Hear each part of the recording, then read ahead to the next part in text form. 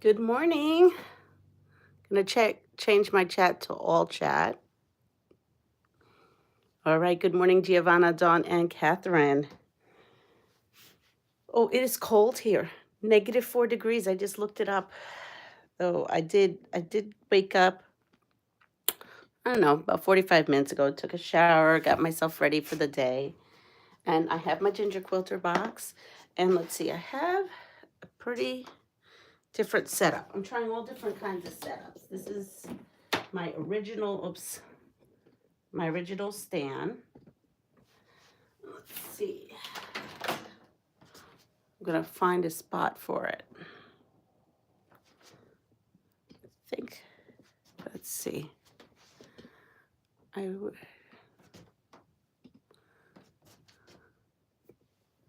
Let's see, what does this do? Okay. I'm trying to see if, there we go. Good morning, Annette. I'm kind of tired. Let me move all this stuff. Let me grab this. I feel like I did a full workout yesterday when I went ahead and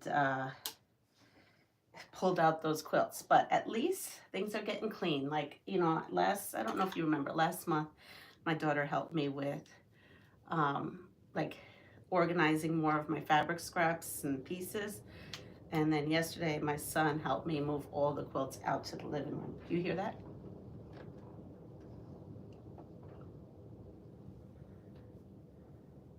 So we are having a wind and snow event right now. And you know what? I'm going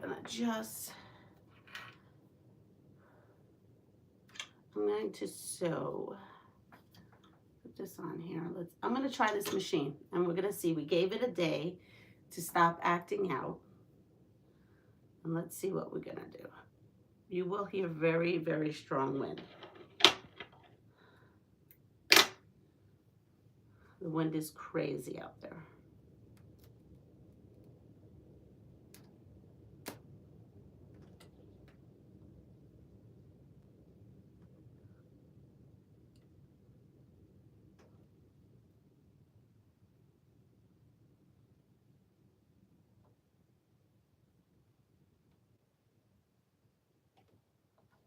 All right, I'm just getting this ready. And let's see. Yesterday, it kept busting needles when I was on. Well, I wasn't on, but when Deb was on and I was sewing, it kept busting needles. So let's see. Oops, this goes down here.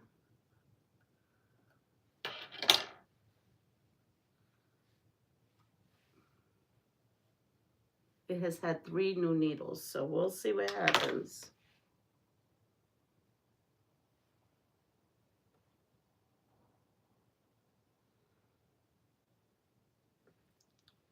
And the timing isn't off because I was checking this out.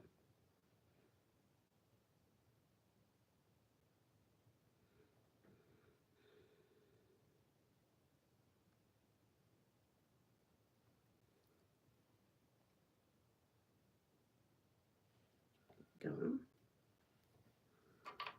Put on light. Now I'm gonna double check that the timing isn't off. No, it's spot on in the middle. So I'm not sure why it's misbehaving.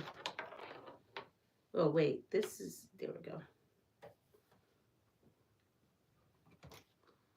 All right, so in the ginger quilter box, though, let's go into this box and change my glasses. There we go. In this ginger quilter box, they did give us thread. They gave us this beautiful peach thread, but I'm going to use that in like one of my antique machines because this machine actually works better with this kind of thread. So we're going to go with that. Let's see. Let's see what I missed. Yes. We have high winds in Massachusetts too. That's why we're closed. Oh, you're closed. Okay. But, oh, you would have had school today? I'm going to put this down more. We don't have school because I thought it was a federal holiday today. All right, so we have this. I don't know if you remember, we had the little piggy. And then we had these lollipops. I'm going to put all that aside. And then I have this.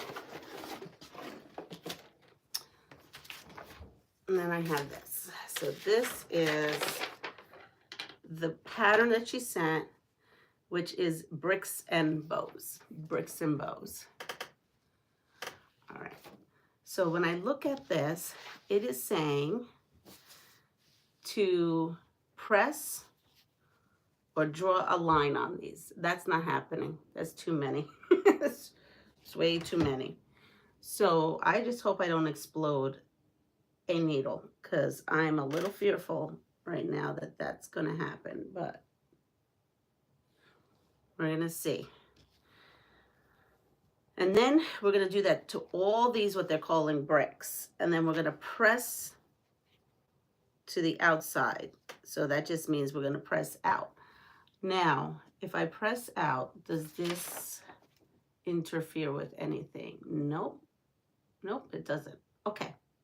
So that's perfect. Now, it's telling us in the pattern, like, to make a certain amount of bricks per color. I know that I need 80 bricks, or no, 90 bricks, right, is what we said. Yeah, 90 bricks. So I know I'm not going to worry about it. I'm just going to go ahead and stitch and flip the 90. And I like to start off, I'm a little fearful. After I blew that third needle, I was like,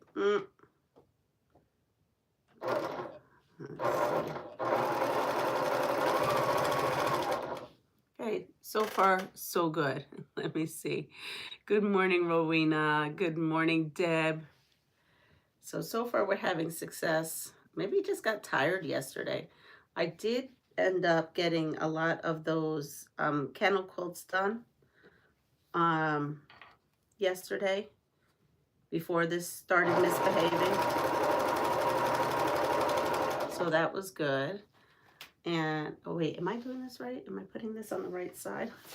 Let me double check that. Oh, and let me put this in here. Because this machine isn't the one that goes here, I don't have a so steady insert for this machine, for this table. Let's see. All right. Yeah, that's right. So we're just going to go ahead and we're going to run these through. So this is going to be a pretty much, I don't know, I don't want to say mindless, but, you know, easy project. You're just going to sew it in. I love the color she picked. So cheerful, especially with these winter blues. Ooh, it is like, it is bad out there. I am not happy. And then I have to now go out, not right away, but I do need to go out and take care of the chickens in the afternoon. And I'm hoping it's going to be warmer than -4. Just saying. So when I'm looking at this fabric, it's also good to see, well, how would you want this to lay in the quilt? And I'm going to go with this. Oh, but then this has to go up here, right? Because this has to be on the top right, no, top left, and then bottom right. So yeah, that's how it's going to go.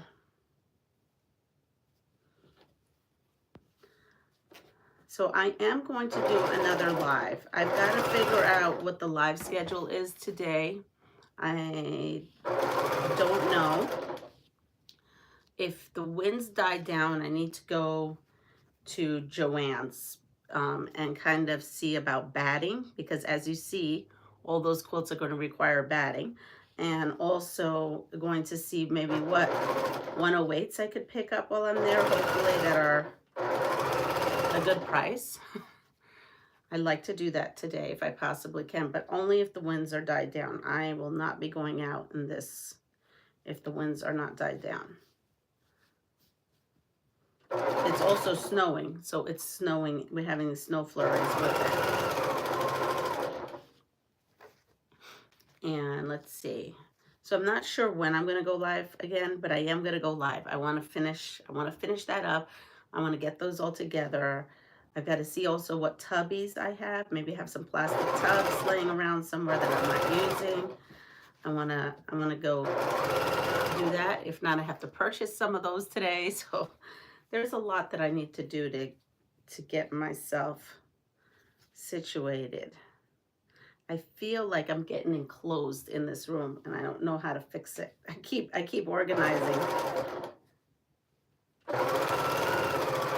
Part of me is thinking like putting shelves up at the top, way top, but then like my son said, then you're not going to have any you're not going to have, it's going to be hard to get up there. So that makes sense. Hi Muriel. It's going to be, yeah. I cannot believe we're not even halfway through and I have 68 quilts. So what I am going to do is at 7 o'clock, so I'm going to do this for about an hour. At 7 o'clock, I do want to put a backing together with you all. Okay, we're going to sew a backing and then I'm going to load it on my long arm. So you're going to see that process for a little bit.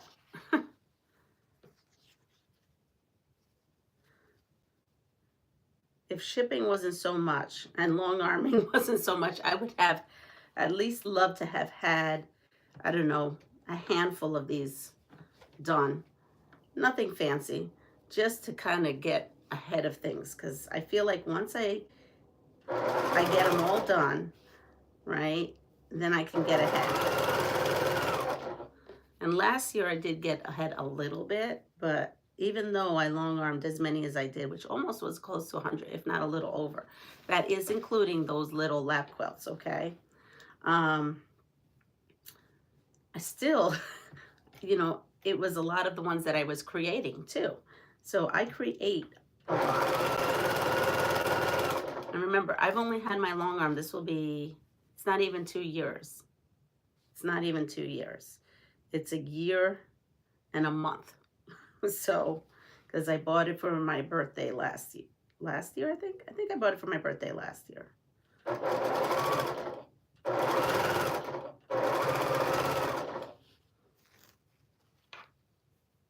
No, this will be second year. Sorry, second year. Now that I'm thinking about it, second year. Second year, yep. Last year would have been a year.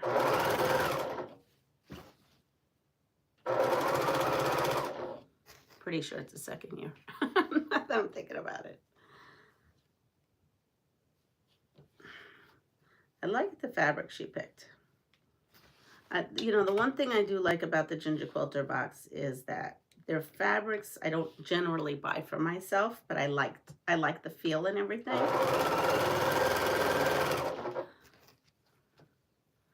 So it's good because it gets me out of my comfort zone. So again, when you are sewing with these art gallery fabrics, they're a little thinner and they have a different texture. When you feel it, it's a little bit different texture. They're a little bit shiny, or like they have this smooth, silky texture. So sometimes it could be a little slippery. But other than that, I mean, I guess you could give it a good starching. I never tried. You know what? That's not true. I did best press this. Oh, and that's what I want to buy when I go to Joann's before they close. I need another gallon of best press. So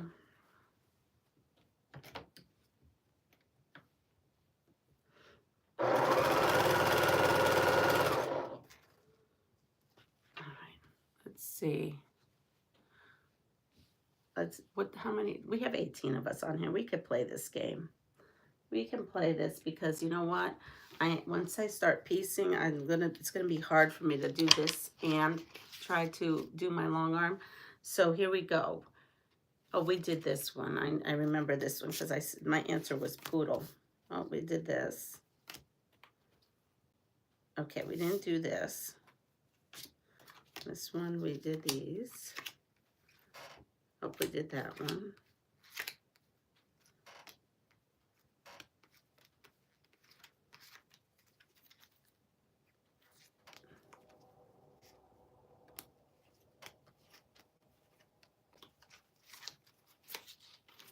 All right, I think this is where we left off.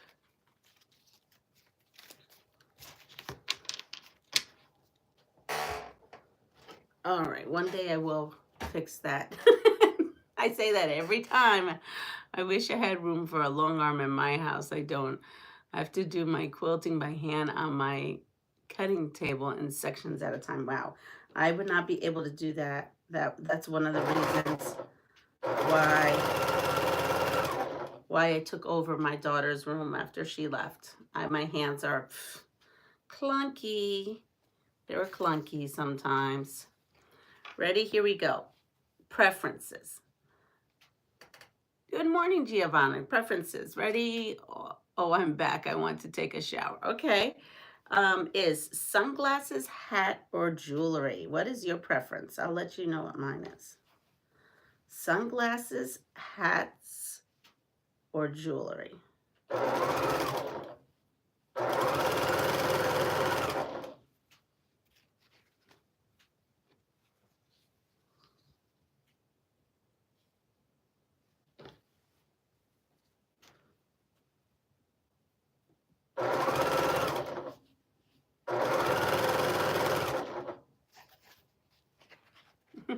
We have a sunglasses.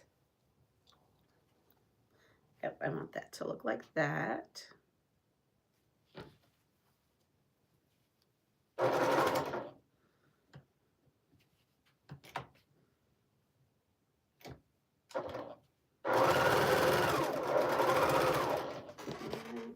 need to put my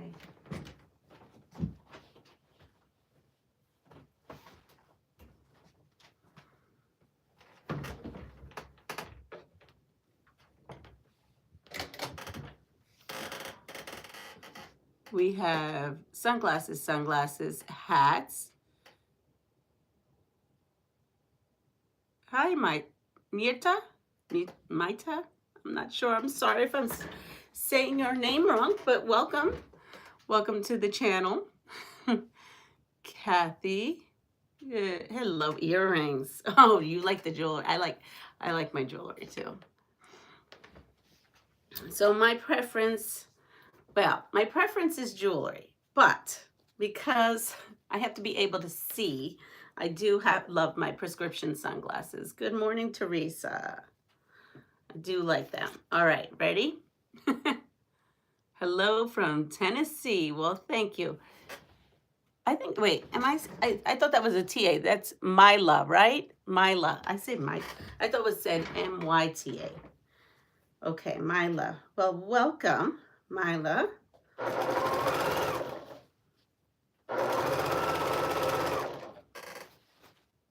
I make jewelry, but never wear them. All right, next preference. Ready? Looks. Now this is for men. Okay, think about well, it doesn't have to be a man. Think about the person in your life. What would you prefer in the person in your life? Looks, brains, or money?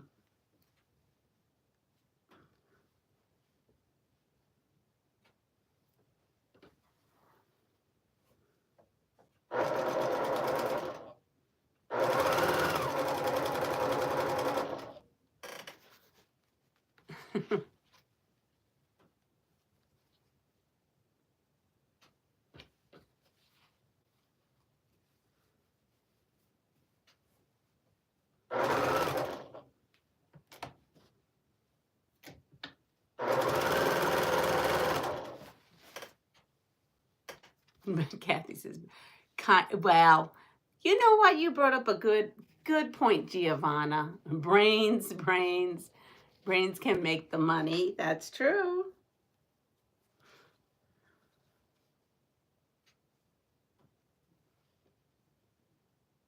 Humor.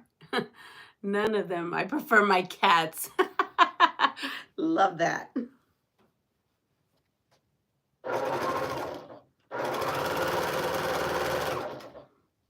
I love that. So I'm with Giovanna on this. So like kindness goes a long way for me. And and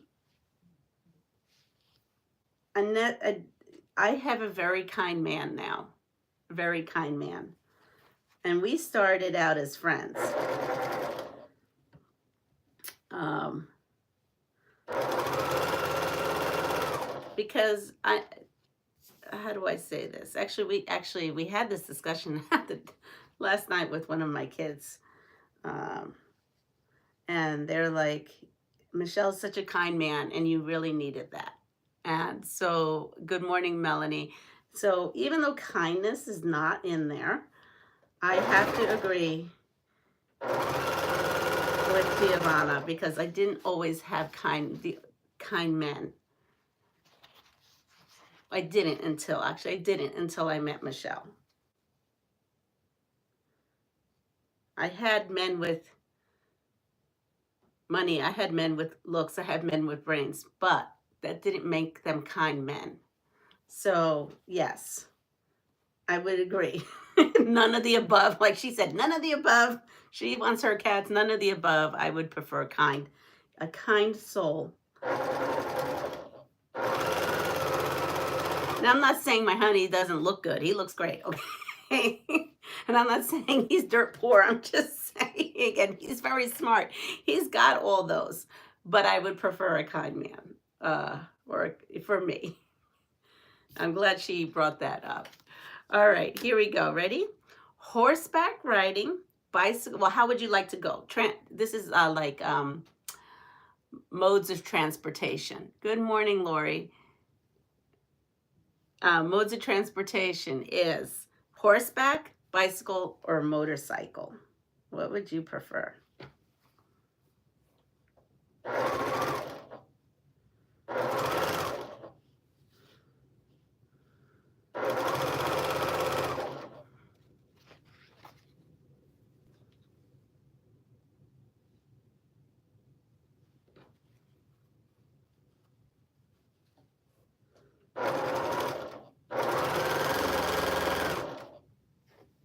Walking, that's a good one.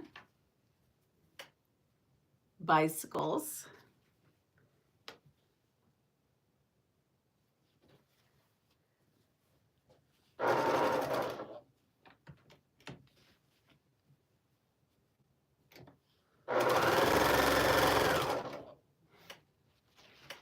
Motorcycle. Wow, bicycle. So I like. So this is a tough question. There's no way you're going to get me on a motorcycle. Sorry. I'm just not. Yes, back in my youth, in my 20s, I've never been on a motorcycle, but in my 20s, that's all I wanted to do is go on a motorcycle. And back then, it was all about the looks, right? So I wanted to be on a motorcycle with someone that looked good. That never did end up going on a motorcycle. Motorbikes are too dangerous. So I like my bicycle, but I do love the idea of, and I love horses, so it's a hard thing. Do I want to be riding a horse? Is a horse really here for me to ride it? But in Puerto Rico, a lot of people ride their horses, and it's lovely. They ride it to the beach. So that could be, I think that would be my choice. I think I would like to have a horse to ride to the beach. I broke my shoulder on a bike. That is why I don't go on the bike. All right, so I'm not a beer drinker. So I don't have a preference to any of these. None of these. The answer would be nil, nada, none. So the preference would be Bud Light, Coors Light, or Miller Light.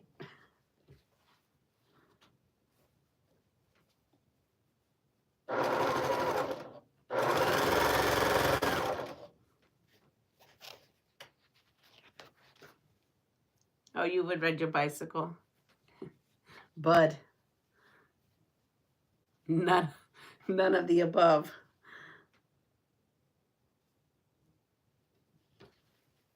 In Puerto Rico, one of the choices would be medalla. Everybody drinks medalla there. Medalla light.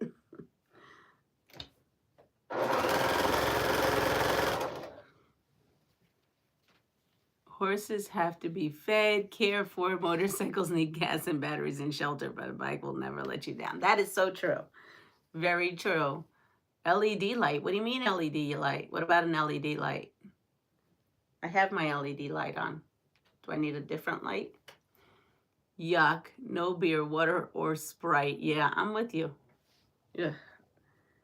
Yeah, I'm going to put that this way. I'm looking to make sure that I'm putting my fabric the way I want it to be in the quilt. So we're going to move on to this because I think we're not really beer drinkers. We're probably more tea drinkers. And this is blueberry tea from a little tea shop in, oh, where was I? I was with my daughter. Where were we? It was in Massachusetts. Salem. It was in Salem. So it was a little tea shop. It was a tea emporium in Salem. And I got some tea. And it's good. Okay. So the next one. Ready?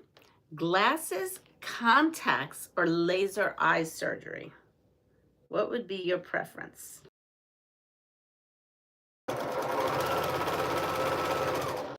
Anyway, since something flickered here, if I lose power and this live goes by the wayside, I'm probably not going to be back on. just putting that out there. Because even though I could rig something up, I'm going to have to go out in the dark, probably wake up one of my sons, and get the generator started. But even if I get the generator started and I have lights, I'm not going to have internet because my generator is not a whole house generator. It's just one that will keep my refrigerator going, the heat and the water. That's all I have on my generator is just the basics, the stuff one needs when it's -4 degrees. See, that's why I wanted to buy a separate little generator for my sewing machine. I've been looking for just a sewing machine generator.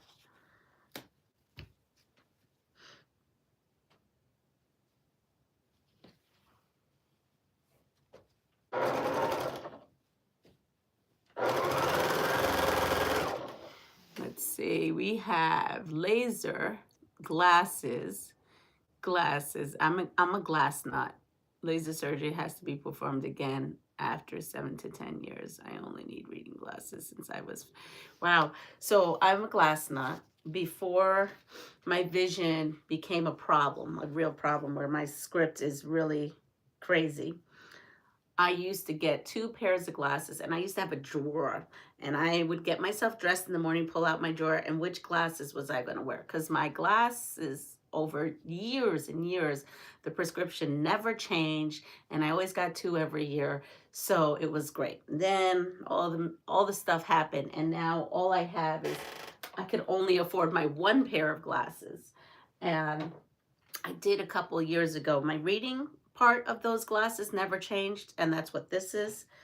And I did get a pair of these.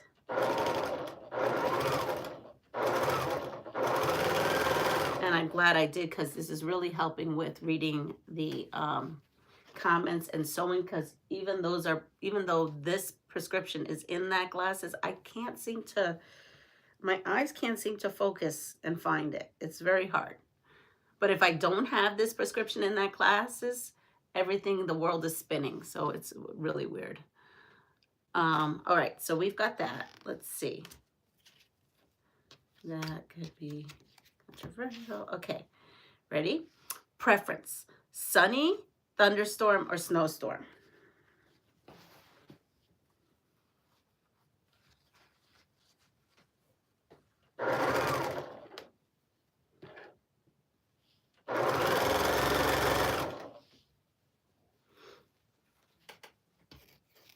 I mean, I could tell you mine. I could tell you what I would think a couple of years ago, but I could tell you now mine.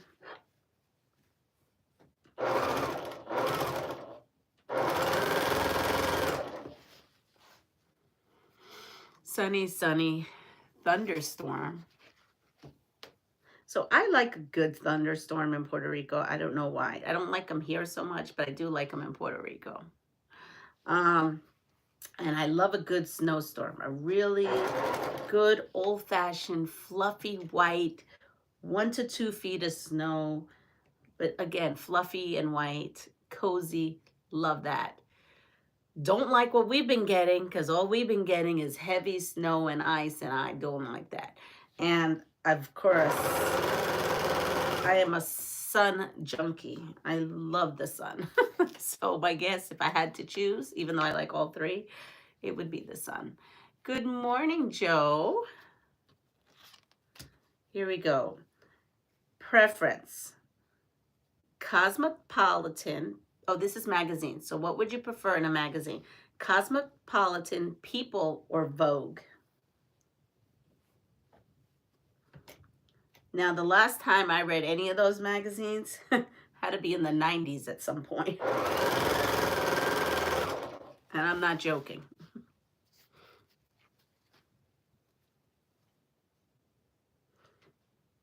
I used to read up like People magazine at the doctor's offices, but they don't even have that anymore.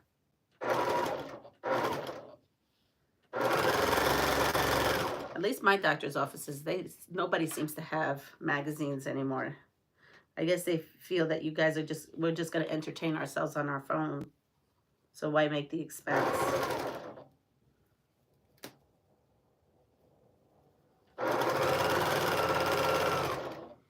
Let's see. People. Hi. I love the sunshine, but I am allergic to UV. Oh, I'm so sorry to hear that. That might be rough, huh? So we got one People magazine. I used to, yeah, I guess if I had to pick all of them, People would be it, because there was always interesting articles. Not that I didn't like to look at the fashions of the day in Vogue, or read the Cosmopolitan. To me was fashion, but it was more like how to get your husband excited in bed, or how to lose 20 pounds quickly, or how to blah, blah, blah, blah, blah, blah, blah. So they each had their own thing. You can concentrate now that you're dressed. I'm glad. So what you're saying, Giovanna, is you were running around naked when, when we were talking on this live? Oh, you cracked me up. Oh, make my morning. My brother still has magazines in his office. He's a doctor. Oh, wow, okay. I just haven't seen him by mine.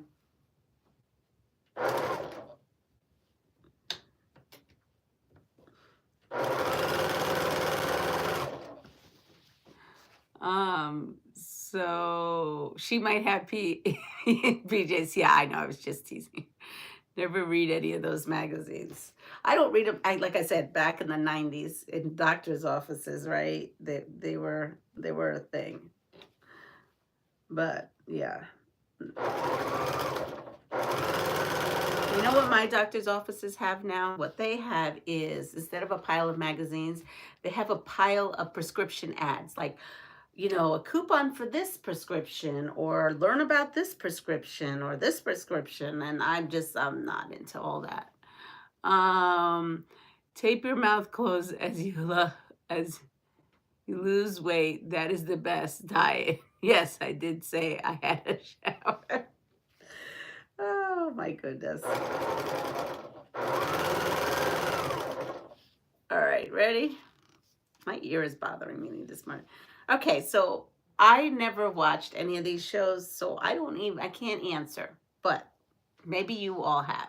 So you ready? What do you prefer in a TV show? Buffy the Vampire Slayer, Charmed, or Angel? Let me see. By the way, today is the last day to get Kona and Bella solids for $6.99 at Hancock of Paducah. Okay, good morning, Barb. That's all good information. I am on a spending freeze, so I will be using, oh, I say that I'm on a spending freeze, but today I'm going to go to Joann's because that's, those two things go together, spending freeze and go to Joann's.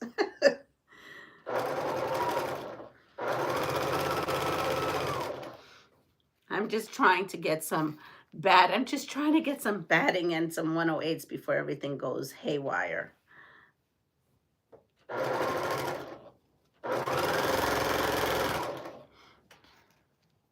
Okay, so I don't know what angel is, but angel, we got some angels. We have some charmed out here. I've heard of Buffy the Vampire Slayer because my dad used to watch that. He used to love vampires, but I don't know what charmed and angel is. He could have been watching those too, but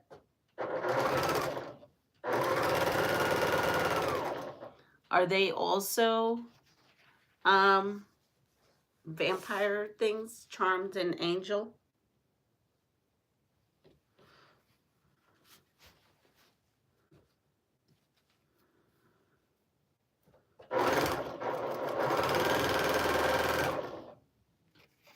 Angel is a spin-off of Buffy. Oh, then he definitely watched that.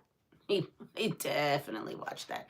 Anything that had to do with sci-fi, vampires, mystical witches, horror films, that was that man's jam.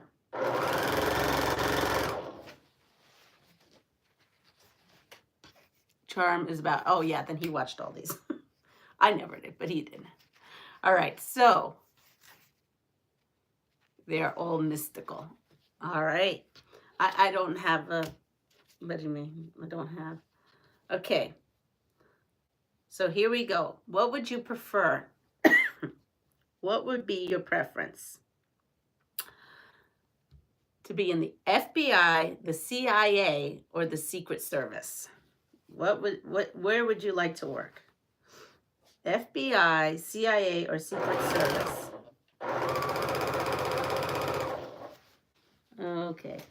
I knew this was making a weird noise. I ran out of bobbin.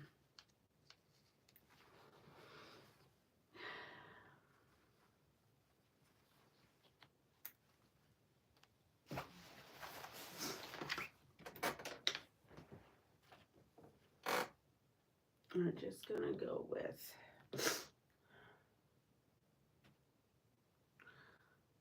I guess I'm gonna go with this one. No, we're gonna go with this one right here. This one's just pink and peach. We are sewing with pretty variegated thread. Let's see, we got the FBI. FBI wins, huh?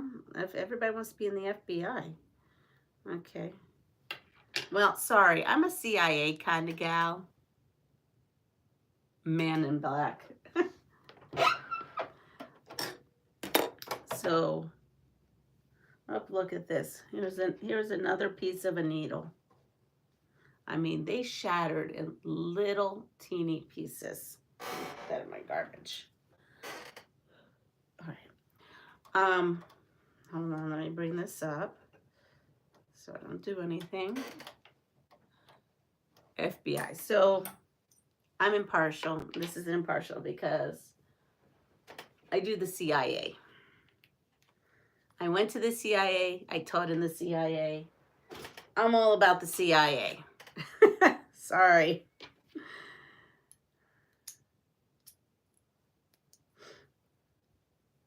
And some of you who follow me know exactly what I mean.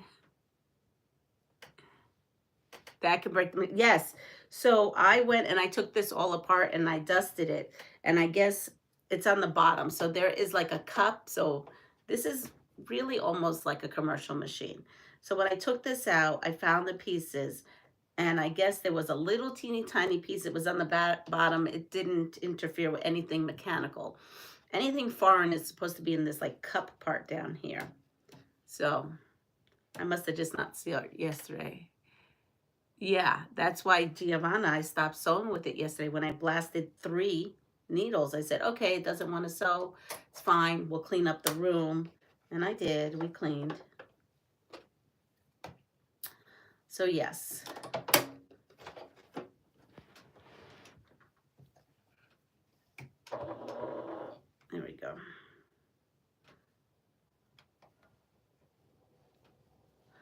So the CIA is the winner for me.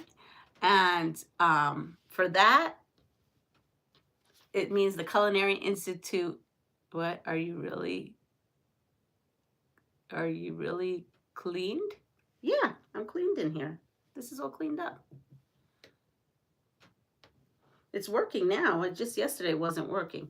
So the CIA in my life means the Culinary Institute of America. It does not mean, you know, kind of intelligence agencies. All right, so ready? Preference, Scooby-Doo, Jetsons, or the Flintstones? That's a hard one for me.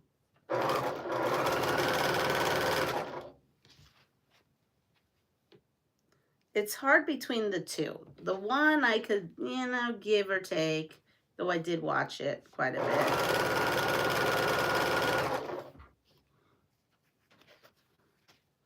Like, it is a hard food. Yes, food.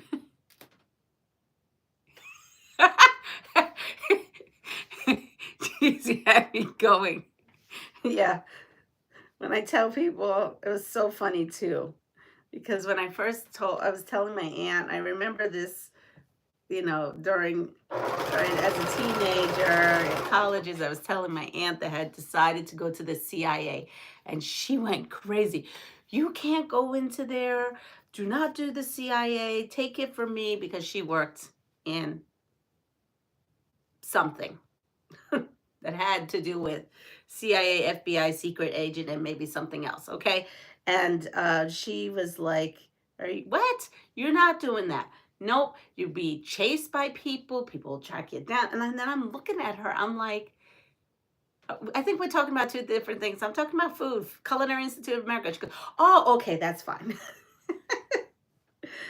So, yeah.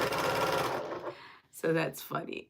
So we have the Flintstones and Jetsons and some Scooby-Doo toss-up. I know, right? I like them all. I did too. I was impartial, though. I would say Jetsons and Flintstones was probably a tie. I love the Jetsons because it was so futuristic. And here we are doing the Jetsons right now. It's kind of so cool that we're doing the Jetsons right now, right? Because they had the little phone and you talk to one another. Yes. So the Jetsons was cool about that. I'm waiting for the flying cars. So when there's traffic, I could just go whoop and up and over. Those might be in our future. But loved the Flintstones, loved the Pebbles.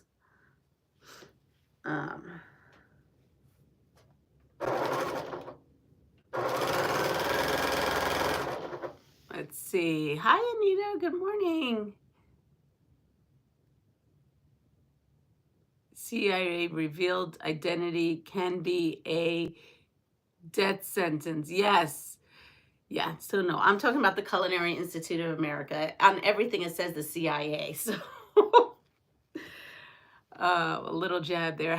Yes. Was it nice there in Australia? Because it's -4 and snowing here. There's no bueno here. It is cold. Let me see. Will this one be okay? Yep. This one went a little wonky. I might have to redo that one. Let's see. I remember those shows. I'm waiting for transport. Oh, the transporter of Star Trek. Yes, Giovanna, right? We don't even have to get on one of those airplanes. We can just be transported in 2 seconds. I would love that, because then I would work during the day in New York and then go home to Puerto Rico at night. Yeah, exactly. So next one we have, coffee, tea, or soda. What do you prefer? Coffee, tea, or soda? I think everyone knows my answer.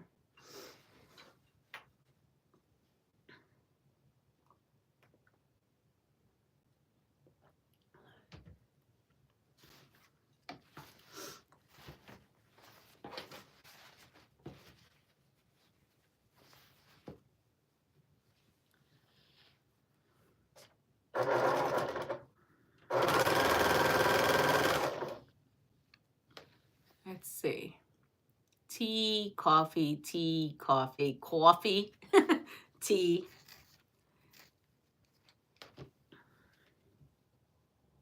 I'm surprised. I think I have more tea than coffee on here. I was born in a tea plantation. Ooh.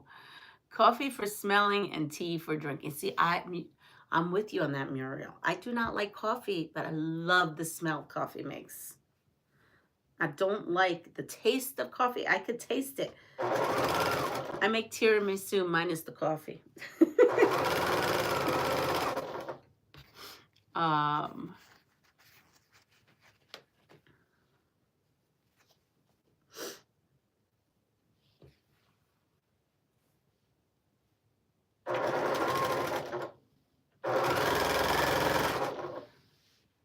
All right, ready? Next one. That's a good one. Mine is tea.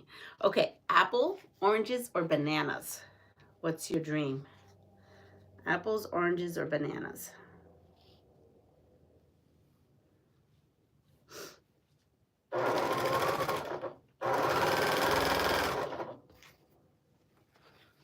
I brewed my father's coffee every morning before I left. Aw. Oh, you don't like the smell? I love the smell. I just don't like the taste. Bananas, oranges, bananas, bananas. Bananas is looking like it's taking a win.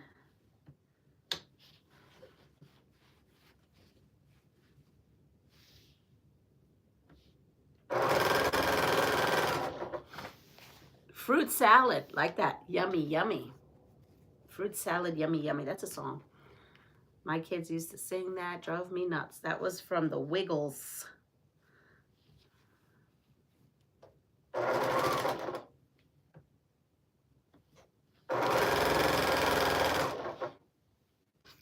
Love a good fruit salad. I am too.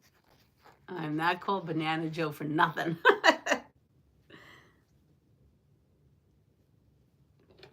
So bananas is, we love bananas in this house.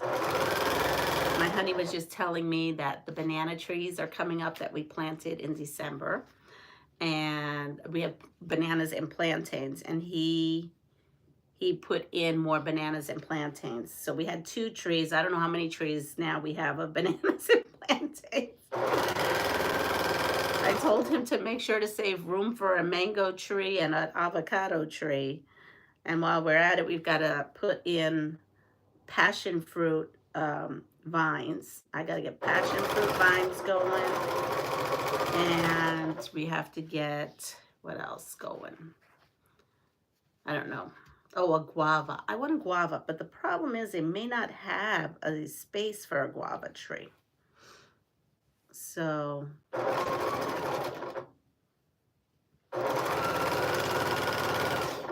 let's see. What are we all working on? So we are working on the Ginger Quilter box, Bricks and Bows. It's called Bricks and Bows pattern, and it looks like that.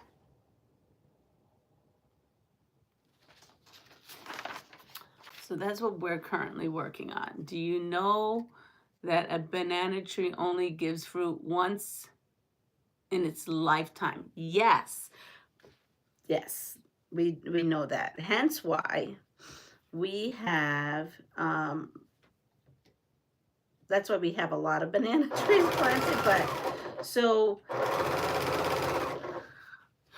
the whole cycle, because I've been growing bananas for a long time. That much I know a lot about bananas. So the banana tree only gives you the banana and then it literally dies. But before it dies, once the banana shoots up, right, and it comes out, and then there's this big, like, red-looking bud. And as it opens up, that's when the bananas, it's almost like the petals start coming down. And then it goes all the way up. So it starts getting smaller and smaller. And then you have your whole banana thing, right? And we call it la jama de banana. I don't know how to say that in English, but whatever.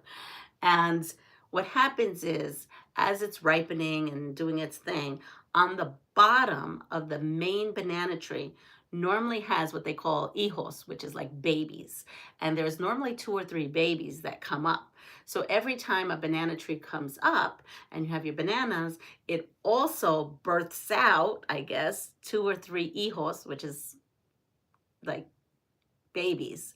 And then those become then your next bananas. So it's an ongoing cycle all the time. I'm working on a few purses and bags for several people at work. Oh, that's great. They give birth by sprouting a baby. Right. I'm using breast cancer awareness fabric to make a very pink bag. Oh, how wonderful. So, yes, we have some planted some red bananas, and it's a cross. They're called Hawaiian red bananas in Puerto Rico. It's a cross between a banana and a plantain, and it's red.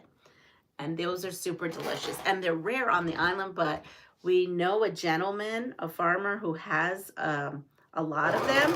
So we were able to get a hold of one baby shoot, and we put that in, and that's going up. Known as pups, young plants in horticulture. Yes. So we have one of those. We have baby bananas, the little babies, and then regular green plantains, and I think regular size banana. So he transplanted.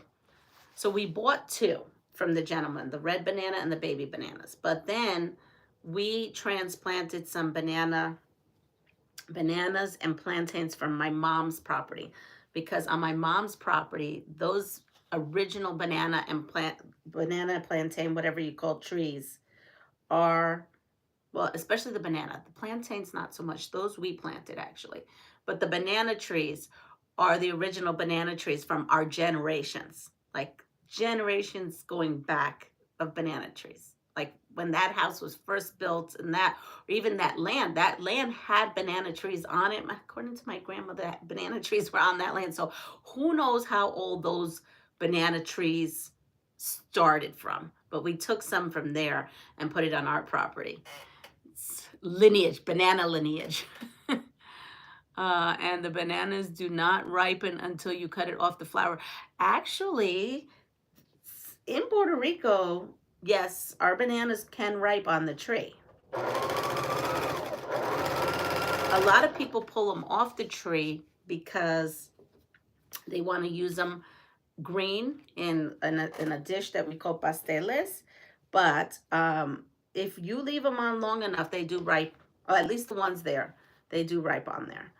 The only thing is you have to be careful, because they can turn black really fast.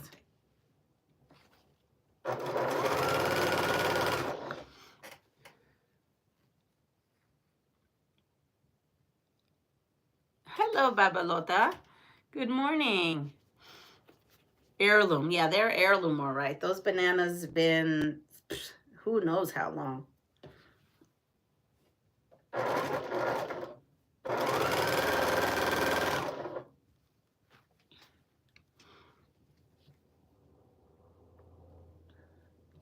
What now I need to get is I need to find out if I can get if my mom's, she has passion fruit vines. I have to find out if there's, I don't know how passion fruit vines work, but I want to find out if she has offshoots of her passion fruit vines, so that we can put those on the property. Her passion fruit vines, when they are just wild. They grow so tall, so fast, and their fruit, the bulb, is so big. They're so yummy.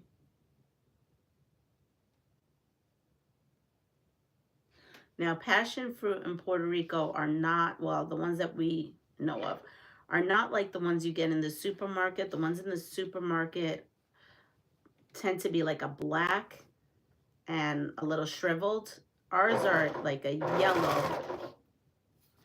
Ours like are yellow or an orange or even green. Passion fruits grow on grafted rootstock. Really?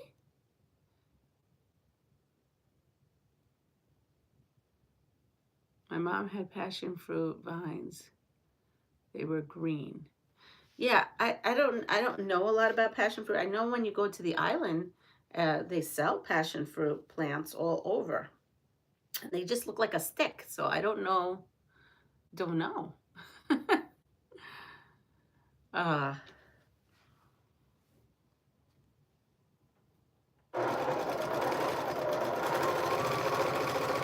all right, so it's 7 o'clock. I actually only have a handful of these, and I'm just gonna run these through, and then we're gonna go into making some backings, and then loading my lawnmower. So let's see. We did the oranges, bananas, and apples. All right. I think this is more of a man question, a manly, I don't, you know. Well, maybe not. Maybe you all want to know about these things. It's magazines again. Ready? Sports Illustrated, Maxim, or Men's Health. What would you prefer? Well, I prefer looking at the pictures, so I'm going to say Sports Illustrated. uh, though Maxim might have some nice pictures in it too. Yellow and red are Panama varieties. Purple is Nelly Kelly. Huh. Bananas. I somehow cannot stand the smell of them, not to speak of them. Yeah, I have kids like that. They do not. I have one. My daughter does not. Do not even put a banana near her. It just makes her want. She can't even look at them. Sports. Giovanna wants to look at the Sports Illustrated.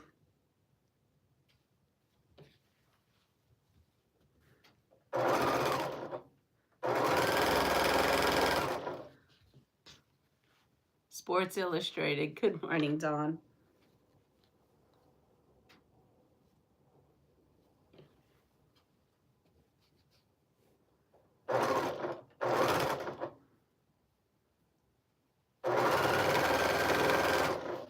You know what? Oh, there's good. I haven't. I was like thinking, oh, I need my tape measure, and it's in the other room. My son's sleeping, but I have one over here. Because we are going to measure something here.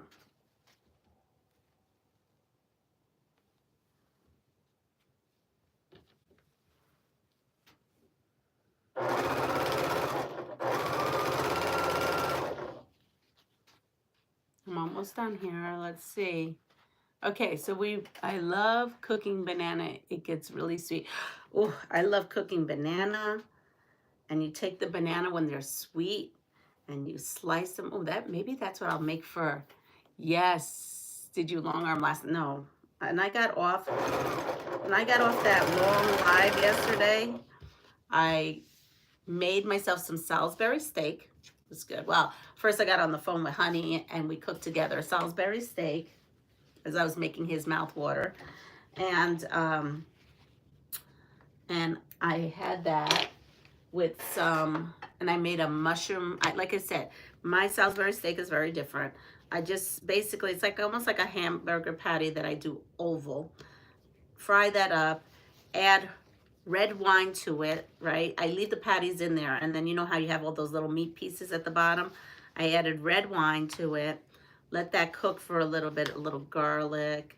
I didn't have any shallot. I would have added shallot. Then I added mushrooms.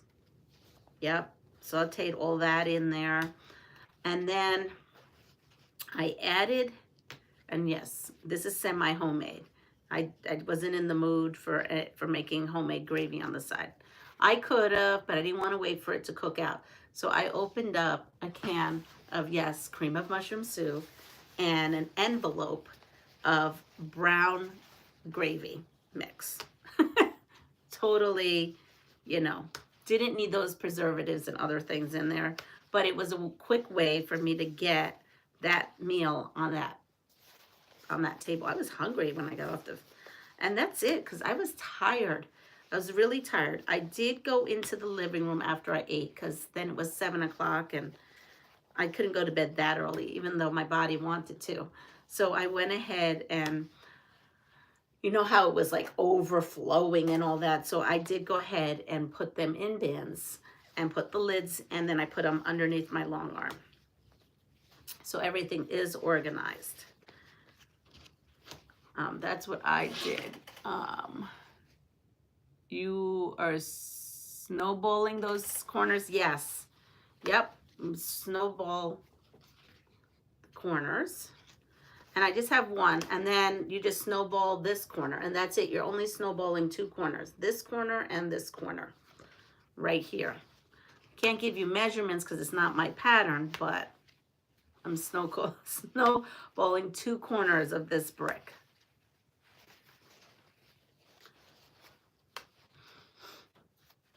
And I cut this, did I cut this out yesterday or 2 days ago? I cut this kit out on one of my lives. So if you want to go back to that, you can rewatch where I cut this fabric. And I'm just going to put this, and then we're going to go and we're going to do a backing. So yesterday there was one quilt that I did not account for. I didn't put it in my account my count total. And it is the Valentine's Cherry quilt, because that's how I started. I was gonna do that, and then my machine was misbehaving, so I gave it a day to think about its behavior. And I think by me punishing it because I wouldn't sew on it, it straightened itself out. Yes, I'm gonna look. I just want to get to this. I promise I'll look over there, because I need this table clear so that I can work on the backing. It's going to be a lot of backing, pieces of backing I'm going to be putting together, I think, because I'd rather use what I have here right now and save my money. If I can, if I can. We're going to try to do that. Which is good, because you're going to be kind of getting some lessons on different ways of making backings, other than my favorite way, which is a lap back, or a 108 is my favorite, so I don't have to piece. All right, so here we go. Let me finish this up. Wow, this is a lot, but it is. It's a lot of bricks. A lot of bricks. And then I will put this in my box and put it aside, because I am trying to spend my day long arming. As you see in my head, I feel like if I do 2 quilts a day, right, and there's 30 days, that means it's 60 quilts done in 1 month, if I do that.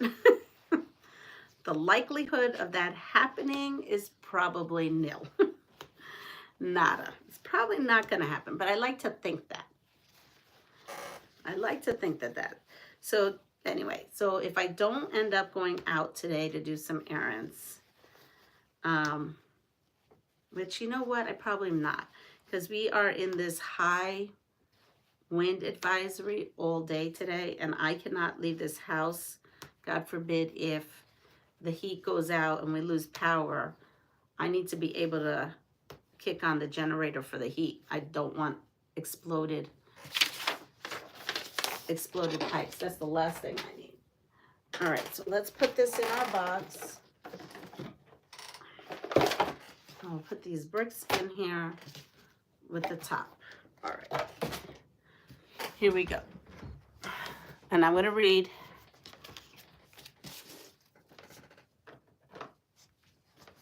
Here we go. Let's see.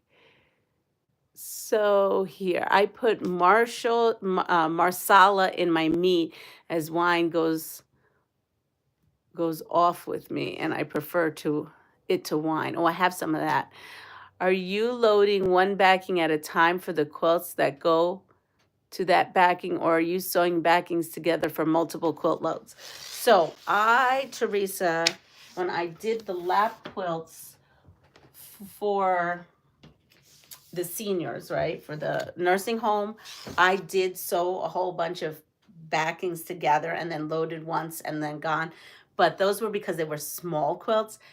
All I have left is I basically long armed last year all my smaller lap size and then my lap size. You know how we had the wheelchair quilts and then the lap size? I did a lot of those last year. So this year, what I mostly have, if you notice, were giant quilts. So I am just loading them one at a time. Would you have time to show us how you set up your, that's what I'm going to do, Giovanna, right now. I don't have school today, so I'm going to show you, I'm going to give you the whole process. I'm going to show you the quilt, how I'm going to piece the backing, and then I'm going to load it onto the long arm. I'm not leaving the comfort of my home in this weather. Well, I don't think so. I don't think so either. I'm pretty sure I'm not either. Snow finally stopped here. Wind advisory for the day. Good morning, Sharon. So, okay, so we're going to start, and let me go grab, I'm in my Teletubby bag. That's what I call these PJs, my Teletubby PJs.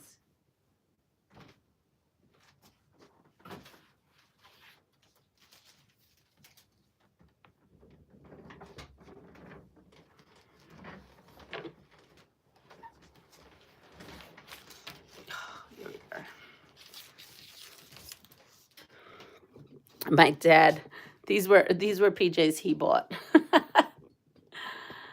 I don't wear them often, but it was -4 this morning, so it's cold. And yes, there's heat, but it's still cold.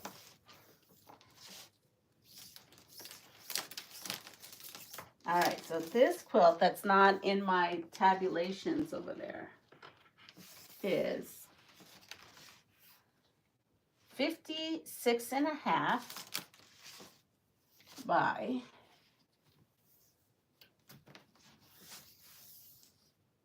56.5 by 60.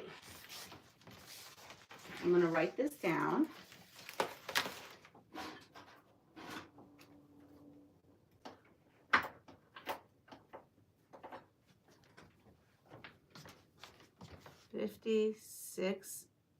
We're going to say 57. Just 57 by 60. And then we should have, they say you should have 4 inches more all the way around. But sometimes that doesn't happen. It's okay. It works. I love the rooster on the wall. Would be a great addition to a junk journal, I think. Oh, my little roosty over there. Oh, did you see my little roosty over there? Or do I have another roosty somewhere? Or did my camera follow me and you saw it? Hi, Linda, the Valentine. Yes, I know. I am in love with it. Okay, so this is the size. And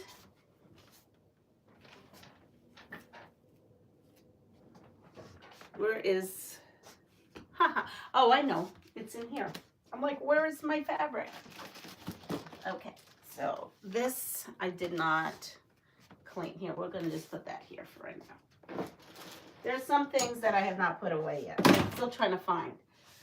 So with this quilt, I am going to go ahead and actually use this piece here, which I did pull this out last night. And I have a lot of it.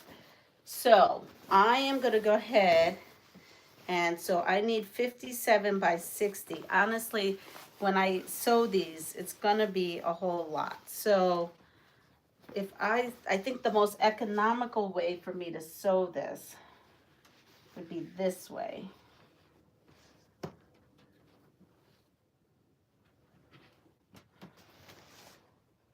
All right. So that measurement is 57. And then I have to add some to the sides. So we are going to add, well, let me see, because if I sew the whole piece and put the whole piece, I may be able to do something. I don't have anything else, no. I don't have anything else. Okay, so let me measure this. And I'm going to measure in, so I'm going to do the seam for this quilt along the bottom. I'm going to keep doing this as I go in the mornings.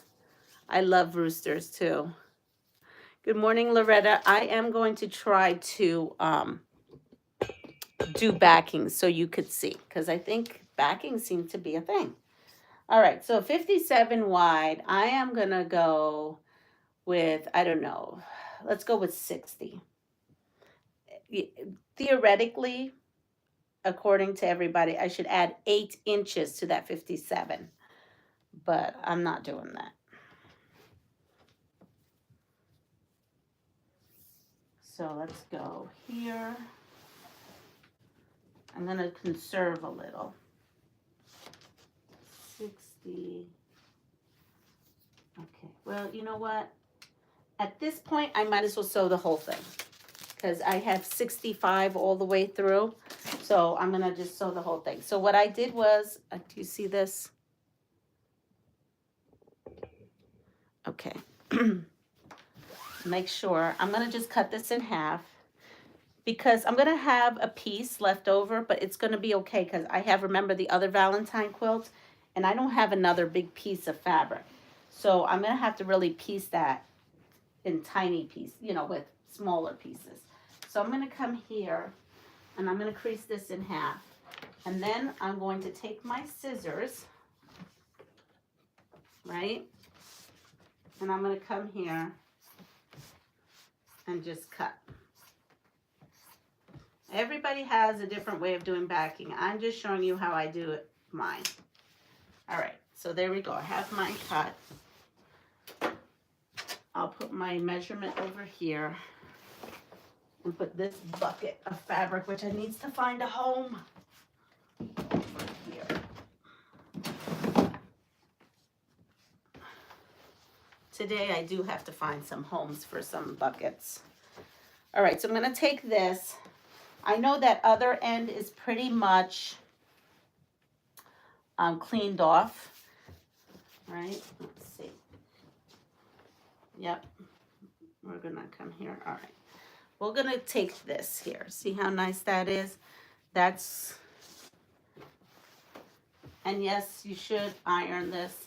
What I'm going to do is I'm going to steam it though. I'm going to find it's easier to steam. I'm going to come in here and just, and now here we go. I have these ends here and they are not straight. If you notice, this one is a little bit wonky from this one. So I'm just going to come in here, and the best that I can do, I'm going to get in my own way.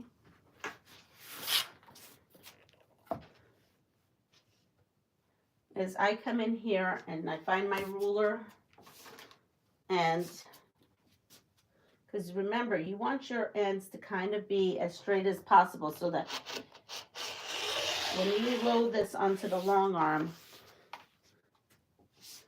it's done. All right, so I have that. Now I'm going to take this piece and I'm going to open up here. See? And then I take this piece in the back and I start holding this. Now, as I'm holding this, I'm not saying that I'm going to pin all the way down, because I'm not going to do that. But I do want to kind of secure that that's the beginning, and I'm just going to come through and just kind of go.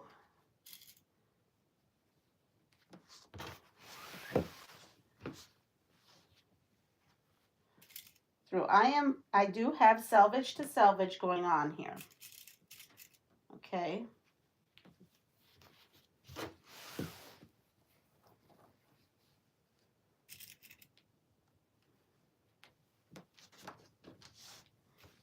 I'm not pinning very like close together. I'm just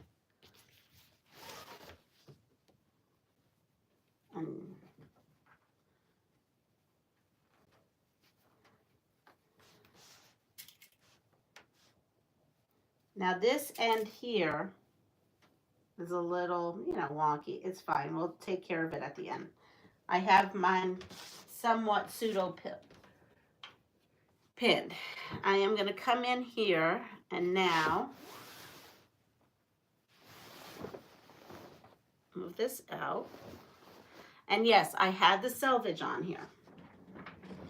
I'm going to sew within the selvage. So I'm not going to sew at the edge of this selvage because I'm going to cut that off. So I am going to come in here and put my foot, and I am going to see where my foot lands. And here it is. Okay, so I'm going in. I found a line on my sewing machine.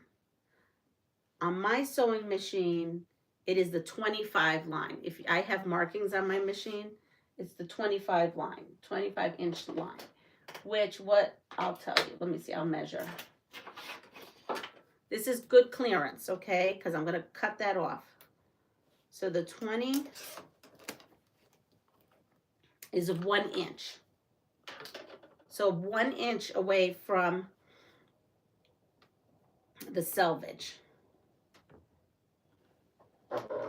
So I come in and I start, and of course then what happens is your machine says, haha, you thought you were going to sew that, well, didn't you? And then, so I'm going to rethread that.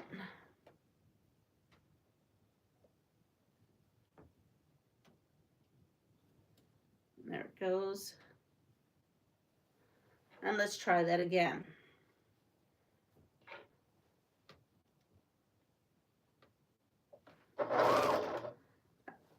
I start it and then I back tack and then I go again.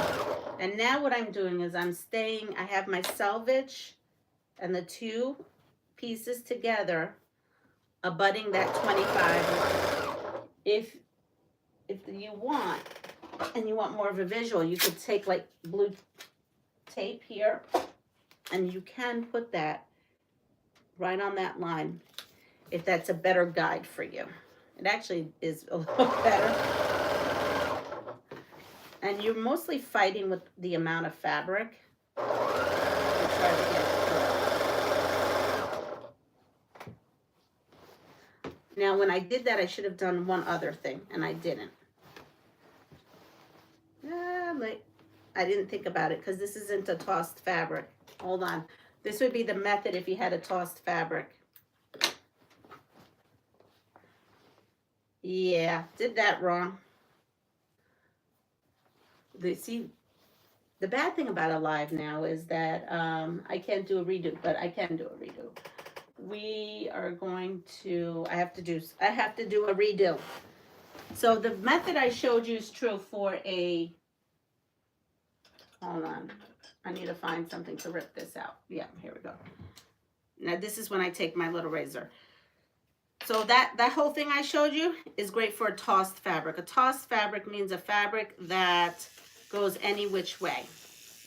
But this is a directional fabric. And I didn't think about that until I just noticed that my hearts were, one was facing one way and one was facing another way. So that's a different method. So I'm going to unpick this. I wish I had my, I can't find, oh, here it is. Okay, here it is. I couldn't find my other, because for this, I like to use this.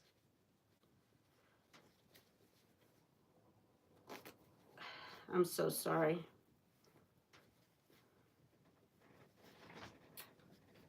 And now I ripped the fabric, so we're gonna have to go in a little. I am having a morning, here we go. But the good news, it's at the end, so it's not gonna matter.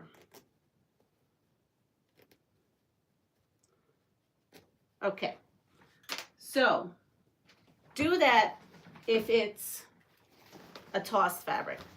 Unfortunately, I just realized that we're talking about a directional fabric. So with directional fabric, it is different. Here we go. So directional fabric, and I will show you what I mean. So if it was a tossed fabric and you just did that, when you opened it up, it wouldn't matter really of what's going on. But because this is directional, where all the hearts are facing this way, now this piece, when I folded it, all the hearts are facing that way. So we actually have to pick it up and put it around. So we can't just lift it. You know what we just did before, how we just lifted and went? Because now the hearts are all facing the right way. I am so sorry, but yes. So a toss fabric here, I'll show you. So with this, what we need to do, wait, what I need to do is I have to make sure this one. So I can't, this has to be at the other end.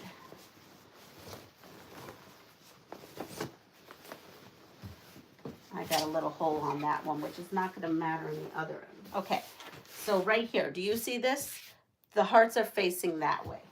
That means I have to take this and make sure that the hearts are facing the same way. Now, some people get wild and crazy, and when I went to true quilting class, what they have you do is take a pin, all right? And then let's say this heart repeat is here, and you would take that and you would put that to this here, okay? And then you would match these two hearts together and then sew. I don't do that anymore. I don't have time for that. Most of these, I just don't. You can do things like stick a center, like a center strip in here. You could cut, let's say, a 2.5 inch strip and stick it in here. And then this way it looks like an intentional thing. But I used to do all that. I don't do that anymore. So nobody has to, I know how you can line these up so that the hearts are all perfect, but it's not happening. But I do want my hearts all going to the same direction.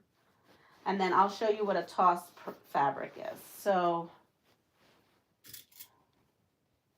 again, if that's going to bother you, the way things are going to sew down in the back, you can throw in a solid strip in there.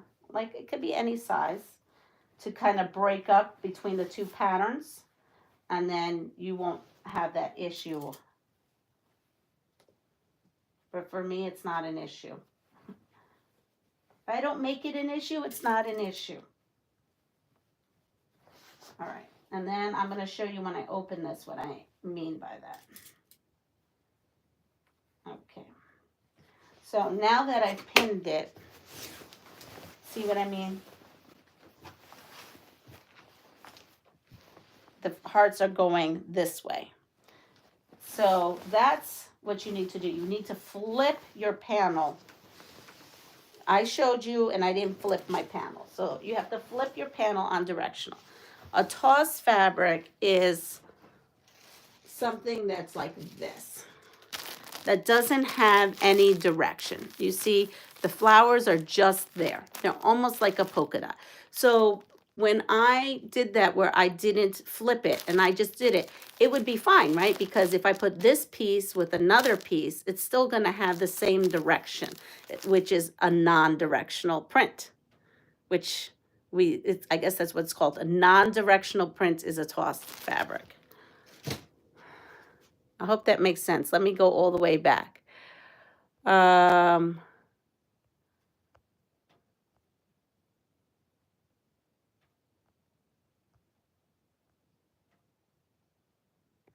Yeah, right? This is a great lesson for everyone. So don't, sorry, I'm learning today. Good. So as you saw, you learned how to do a non-directional, and then I just showed you by my own mistake, directional. Again, if you really want a perfect backing, you would sit here and pin at the points of where your hearts are and then match your pins. I'm not doing that anymore. Did that for years. You know what? Then I did where you could stick like something like this in between the two. Again, you could stick something in here and put in between, and then you see how it wouldn't matter because you have something breaking that. But I have 60 plus. I'm going to say I probably have over 100 tops. So we're just going to get to just getting them long-armed at this point. So here we are. I have my tape in. You can go whatever you feel. an inch, inch and a half. I just chose the inch right there. I'm going to come in and we're going to do this again. So I'm going to start with this and then go back and forward. Where is my, oh, here it is. And I'm going to come in and just start putting this through. I'm nervous putting this fast because yesterday's when I went fast with her, it was crazy.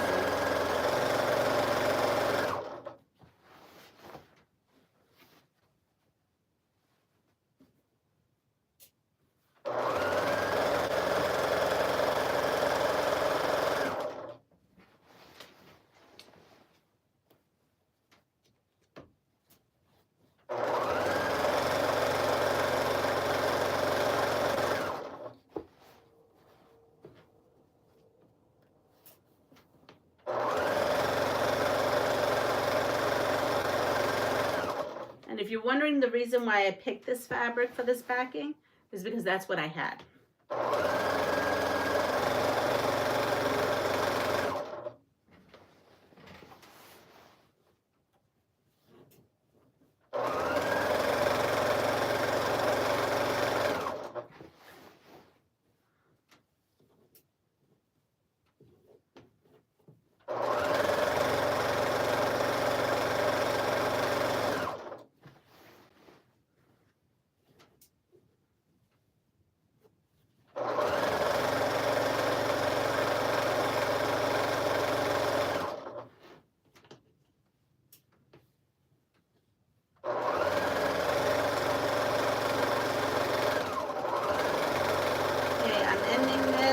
Back tacking. All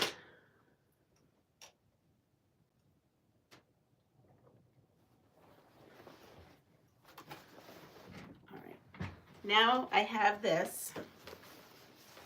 This has been back tacked and put on. Too much work to match all those points. Once long arm, nobody will notice it all. Exactly. Sometimes it takes more fabric to match. It does. So we're not going there. We're just not doing it. All right, so I'm going to come over here. I'm going to probably move you all this way. Let's see. Can you see if I move you there? Okay. So now here I have the selvages, right? A lot of people leave those, but what happens is when you wash them, selvage does a funny thing when you wash them. Oh, here's fabric from yesterday. And so I like to cut them off. It does like a bunchy thing. I can't explain it. So now I have this. This is an 8.5 inch ruler, and this is a 1/2 inch lip. So I'm literally just going to take this here and just, well, that's a little wonky for me, so we're gonna go this way. Any way that you're comfortable. Maybe this way. There we go. I'm just gonna come in .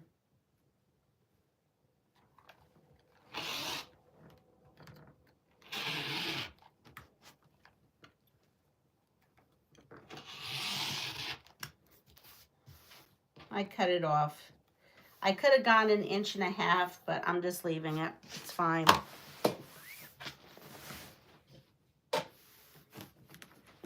I just go where the sew line is. Where the sew line is.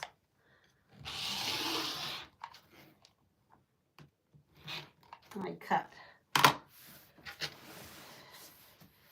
So I find the sew line, find the measurement on my ruler, and then cut. Now some people will press this with the seam open. I tend to press with the seam to the side. It does give you a little bulk in the back. I'm not gonna lie, you're gonna see probably a ridge, but it's a stronger back for me because when you have it open, if it tugs too much, you can pop the seam. No quilt, yeah, there's no quilt police. So it's really personal preference whether you want to press it open or press it to the side. So I'm going to come over here. I am going to get this hair out of my face.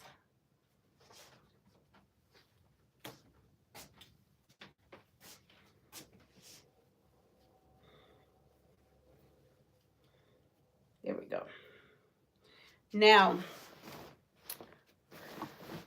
we need to steam this. So, whoops. So I'm going to go ahead and grab some water and put water in here.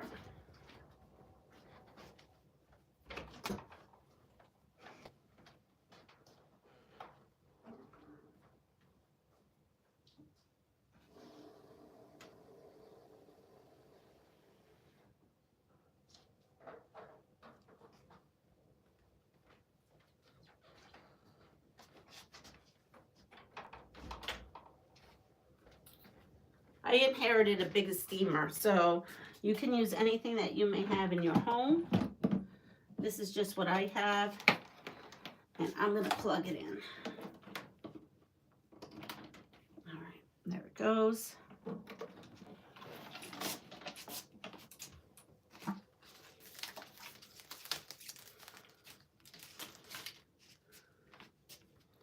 And where is, here it is.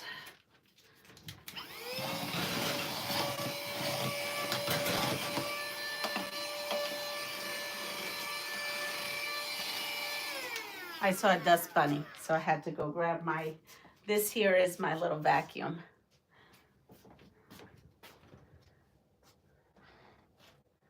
Now, the one thing that I do want to do is,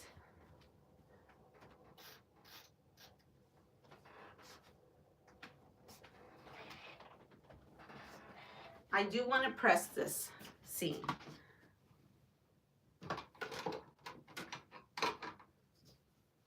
Look at all these. These are all my ones that I was sewing in between. Move that over there. All right, so I want to press, where is it? Here it is. This. So I'm waiting on my iron over there. This is much easier to do on your ironing board than trying to do it here. Now this, I'm pulling out the strings here from when I seam ripped. I only did a little. There we go. I want to make sure those threads are out. All right, so I'm going to come over here and I'm going to press this down.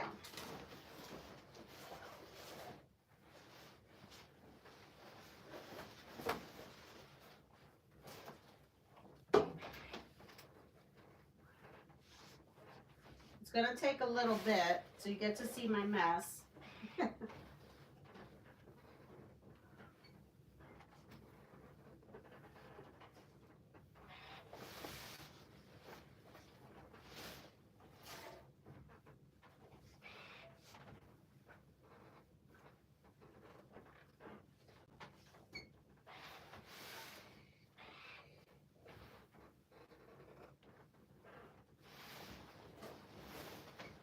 All right, so I pressed,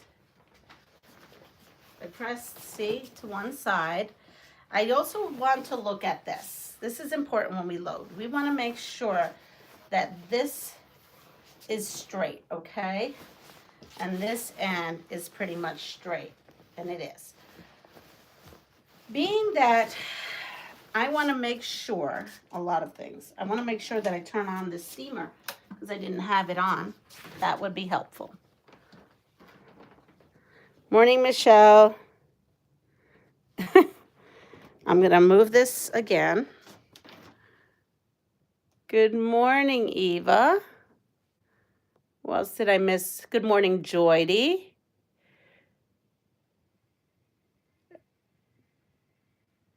I wish I had hair like yours. Thank you. I'm getting ready to do my first quilt and came across you on a YouTube live. I'm so glad I found you. Well, I'm so glad you found me too, Eva. Don't forget to hit the subscribe button. Right now, if I get to 3,000 subscribers, I am giving this away. All right, so It's always best to load your long arm using the selvages. I have done this. You just have to make sure that this is straight. I mean, this one happens to be straight, so it's not such a big deal. But if I can load this on with the selvages, that's great. So I just come in here and just double check I have plenty, and I do. Look, I have plenty to spare. And then I'm going to come here, and I'm going to put this here, and I'm going to see, you're going to hear this, and I have plenty this way. Okay. So we are going to load it using the selvages. Oh, that is getting hot. This is dusty. All right. So here we go. Now I'm going to move us again. I'm going to move us over here. See if you get a better view here. So there is my machine. This is a Qnique XL Elite. And I'm going to move this all the way over. Oh, I was looking for that. Good. I'm going to try to work on that today. Now, I got it warmed up somewhat. Now what I need to do is I use red snappers. I use something called red snappers. Thank you, Eva. I appreciate it.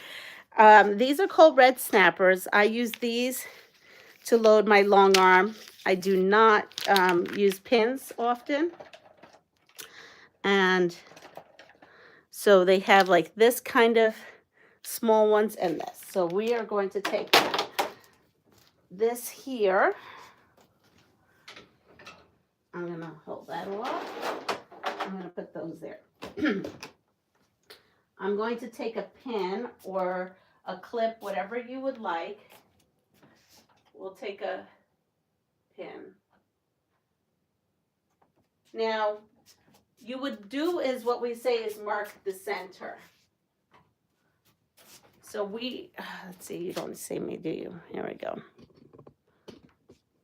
I have my pins here. I'm going to put those down for a second.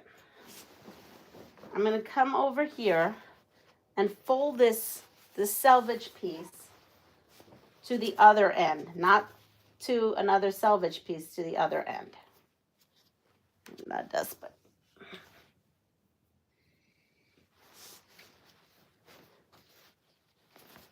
And I am going to come in here and find the midpoint, you see? And I'm going to come here with my pen and mark the midpoint. So I've marked the midpoint. Now, I'm going to come to this other end.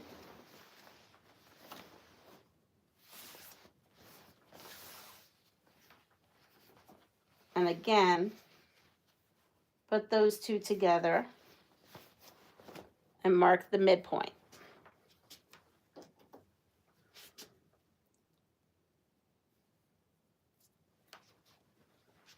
Now I have my things together.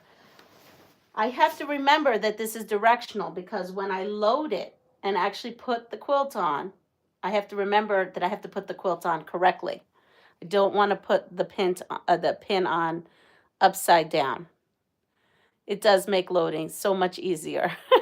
Leanna, we have the same similar machines. I think we do. All right, so I'm going to come in here and I'm sure everybody has their own way of doing things. So I'm pretty sure Annette even has her own different way of doing things. And so Annette has a channel and she might show you a different way to load. I hate to say it, but there's no necessarily right and wrong way. Whatever works for you is good. I've seen people load from the back to the front. I load from the front to the back. All right, so I have an idle railing. This was like an add-on. With this machine, the only thing I added on was this rail here. I still have the original factory foot. I have never messed with it since it's come in the box, but I do recommend having this here. I'm actually thinking about getting a batting rail, but I haven't done that yet. All right, so now I have this here.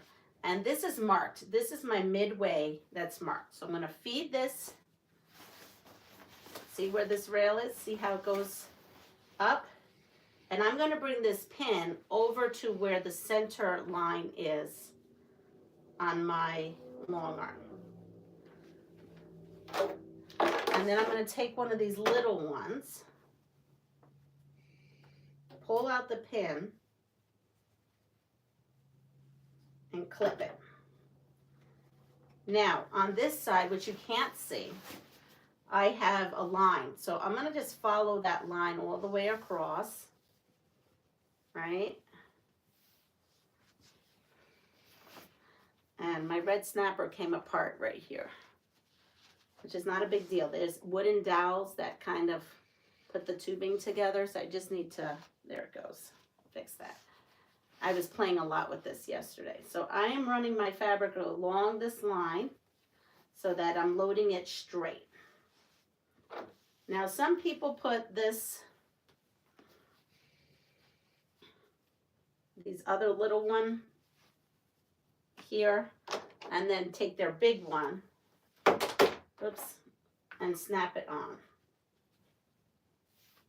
And again, I've seen people do this a million times, and everybody has their own way of putting their red snapper on. I come over and fix this again so that it's all, and I move that. I take another red snapper. I want to make sure my fabric is where it's supposed to be, and I come in and just through. Now, here's the end. My red snapper is large, you can't see, so let me move the camera.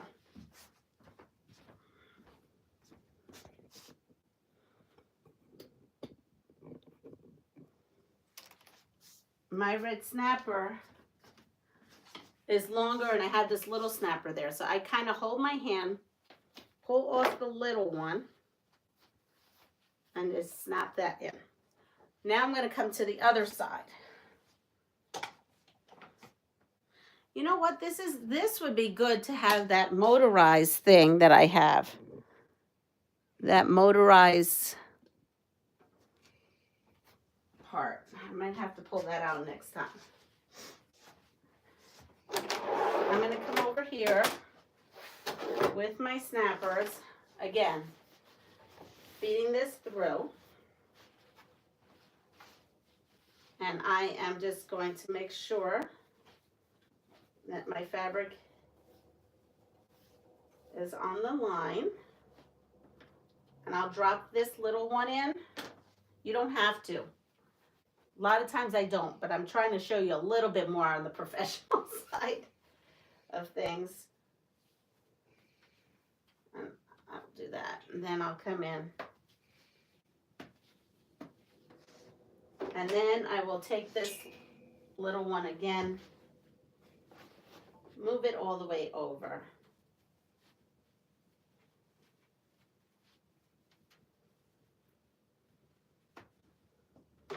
Grab another large one.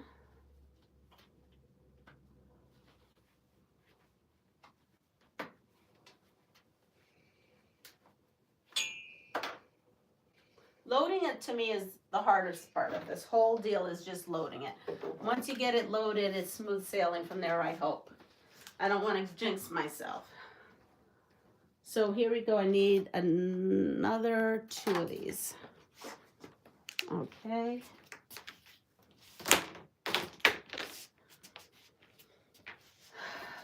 So here we have this. I'm smoothing this out.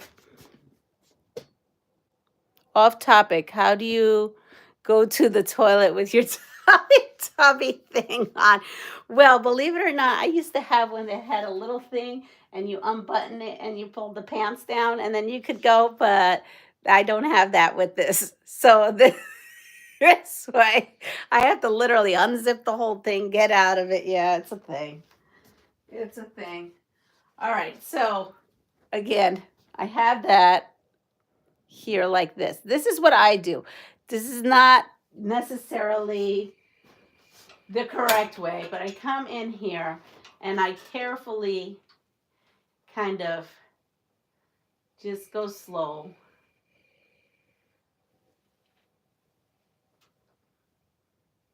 And yes, there's going to be like this just creased here. Now, when we steam this, we can steam it now or we can steam it later. I like to steam it later, and I'll show you what I do. So as long as the fabric is piling onto itself here and here, and nothing is veering off wackadoodly, it's not doing it terribly. Honestly, this was me yesterday. And then I dealt with it. But I am trying to show you a little bit correctly. So, all right. Now I take this. So some long armors have a 3-rail system. So they have these leader cloths here, here, and down here. But believe it or not, I watched so many people load long arms. I had to figure out what I thought would work for me and try different things. So I do have 3 leaders. I had decided not to do a 3-leader system. So I have my second leader at the bottom, on my bottom, and I pull this one to the top. Again, preference. Annette, do you use 3 rails? Do you use 2 rails? You know, you do whatever works for you. You really have to figure it out for yourself on what works for you. So now we're going to find, here's my center point of this. And I come in here. Yes, just making sure. And find the center point. I find where the pin is.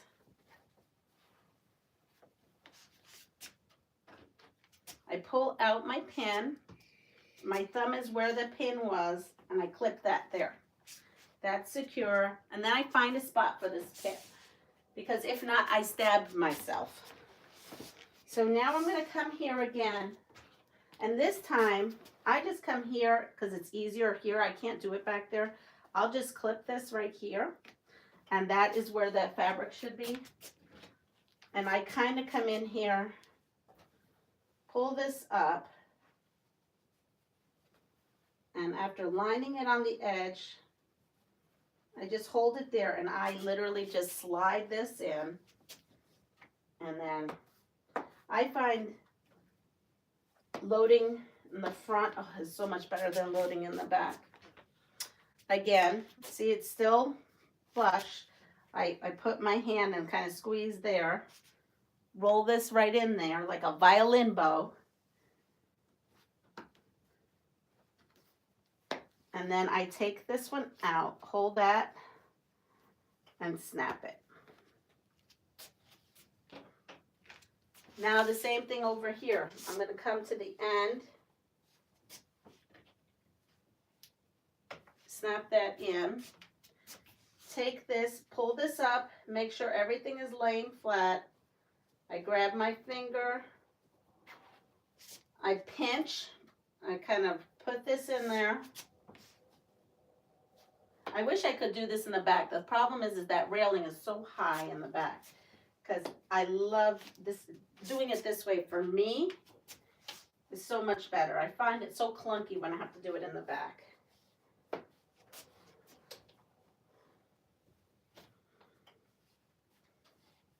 All right, there we go. And then we cross our fingers and pray that there has not been a ripple or something like that. So you are learning a new way, Annette.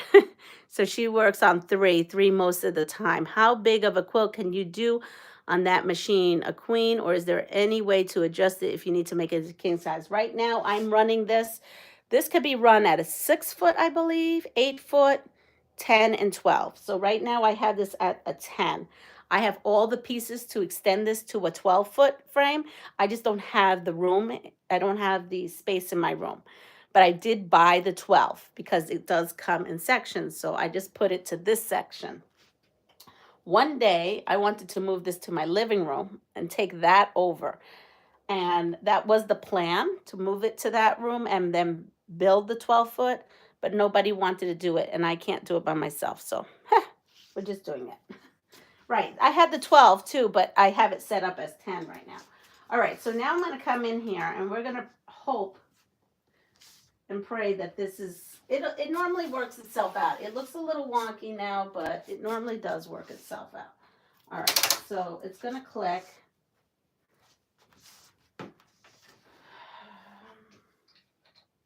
It's a little wobbly here, but we can always adjust. Like here, look. Here, I see that it went up. So I'm going to come in here and really adjust. Because somewhere along the line, it shifted.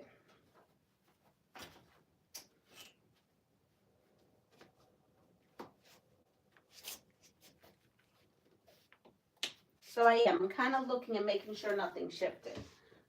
All right, now I'm going to turn on my steamer again, and this is where I steam.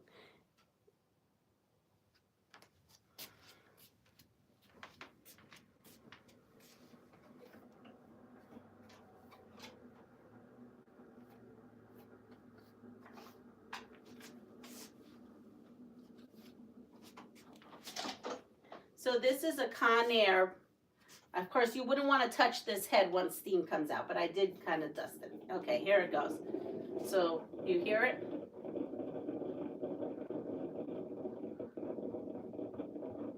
And you'll see it. Don't recommend putting it to your face either. Let's see. Nope. Okay, see, steam is starting to come out. So now,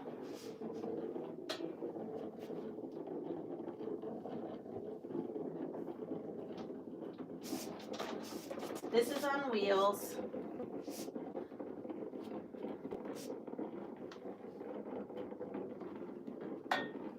So funny story about this is that this has been sitting in my sewing room in that closet for years and years, right? And I knew it was there. And I never thought to use it for long arming until I had to long arm all those tops for the nursing home. And I got tired of ironing, so I said, let me pull this steamer out and see something. Oh, that changed my life.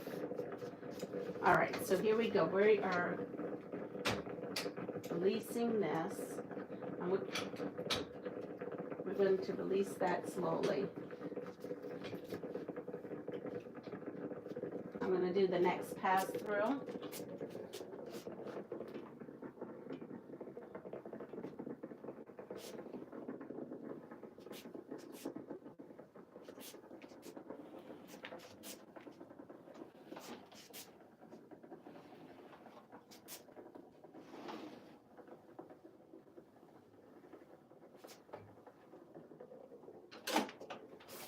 And come back. And I don't know if this is faster than just ironing it, honestly, but this is what works for me. Now, you see there's like little, I don't know what those are. So I have one of these sticky things, and I just come in here and take anything that looks like it shouldn't be there.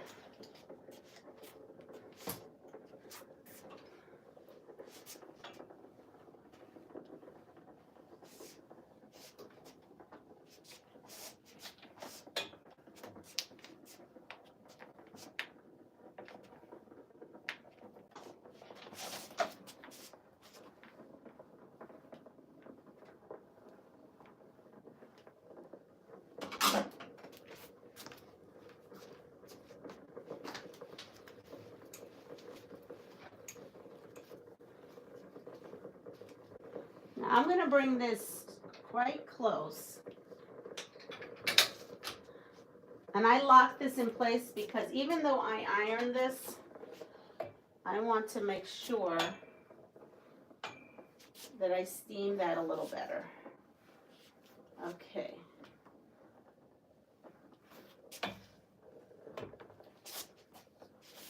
I'm just steaming this seam down again, making sure I can get it lay as flat as I can.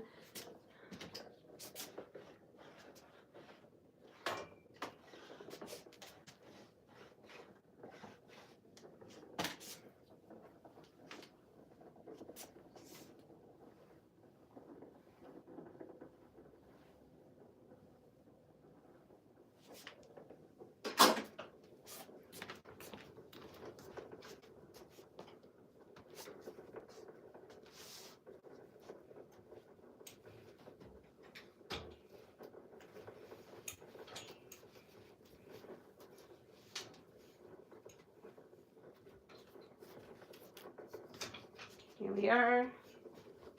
I'm just looking to see if I have any foreign looking strings. I don't.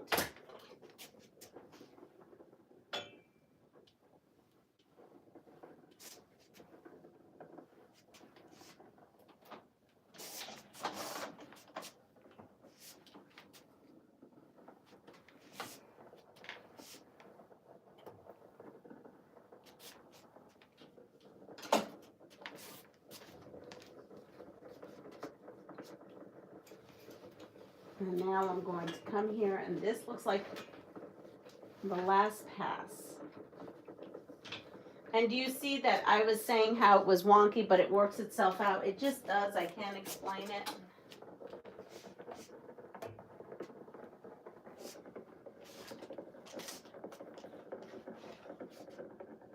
Sure.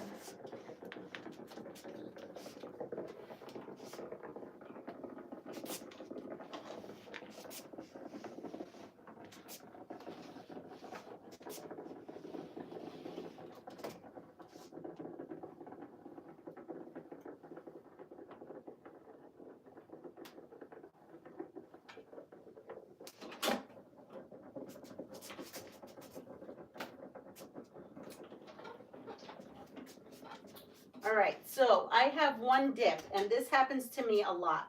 It's always on this side. I don't know why. I think it's because of the tight. So I just come in here and just tighten it. I just pull it a little. I don't know. I've always had that problem. So now I have my top on. Let's see.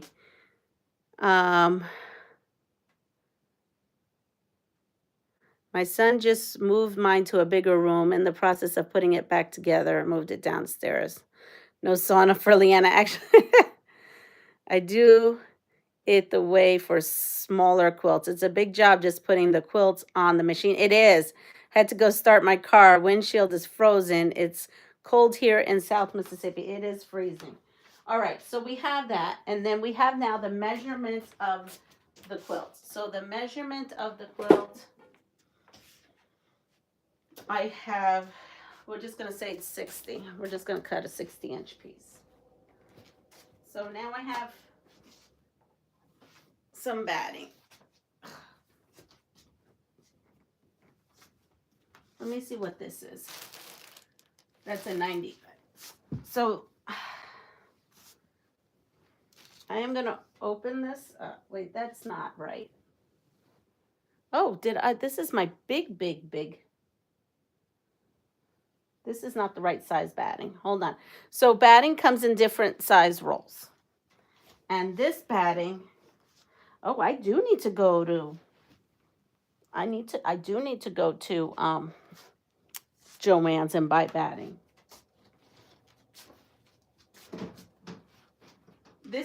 That's king size. That's king size batting. Here, what's this? This is 40 by 60. So what was my quilt? My quilt was 57 by 60. So that's not going to work. Let's see. 45, no.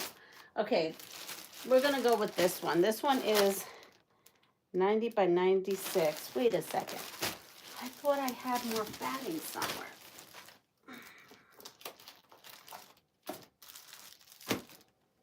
Let me check one spot.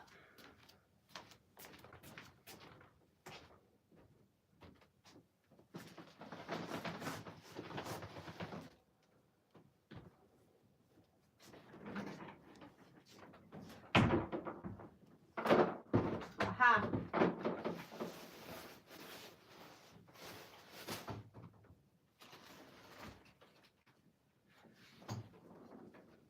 I need to go to Joann's for batting, but I found some.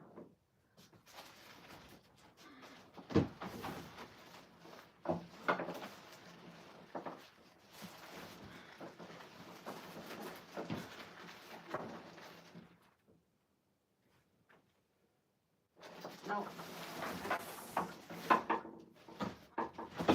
Sorry, guys.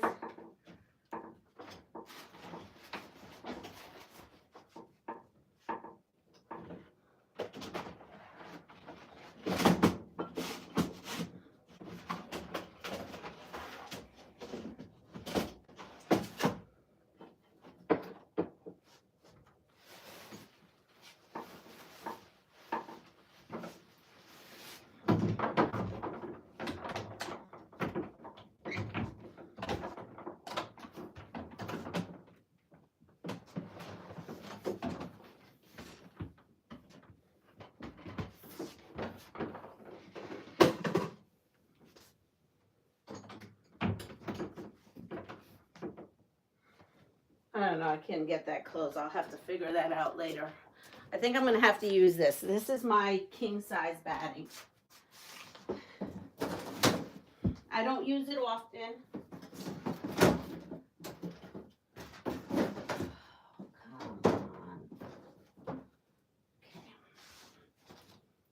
I don't use it often, but this is my king size batting because to buy this size batting is truly expensive. Okay, let's see. How much does batting cost? Way too much. I don't even know any. I think so. When I can get it on sale at Joann's, it's normally $109 for a. It's 90-inch by 20 yards. I think it was 110 the last time I checked.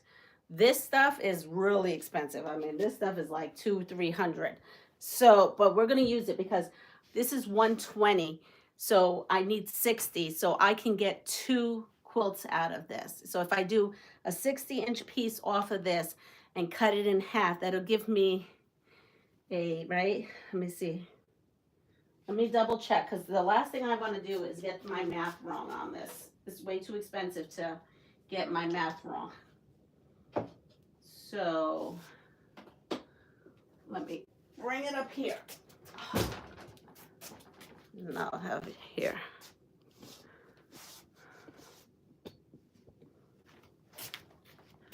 So we're saying that this quilt, because it's like, let me double check the size. 57 by 60. So I actually need to go bigger than 60. Let me see. If I cut this in half, I could use, okay, so 66. This is 66 width. So I then now only have to cut it 60-inch wide. And then that'll give me hopefully enough for 2 quilts using this bigger batting.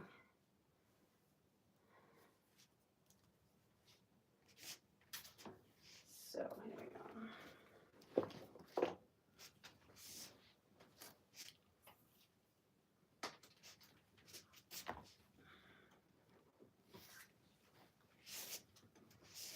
It's tight in here, so it's going to be fun trying to, that's 45.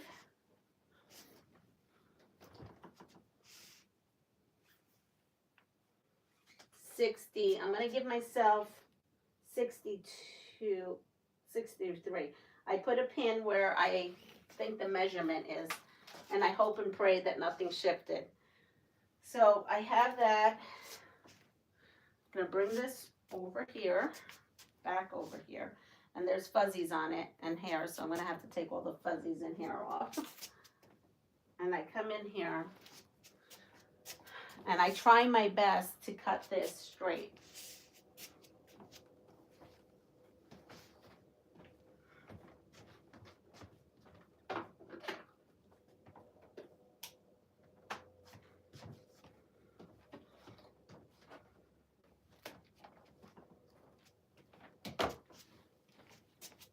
I'm living on the wild side right now because I don't really have, this isn't how I do it because I really have to work with what I got going on here.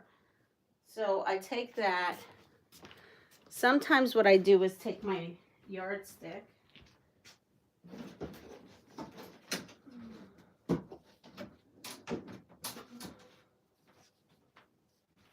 My yardstick is where my batting is. And sometimes what I will do is I will come here flush, as flush as I can.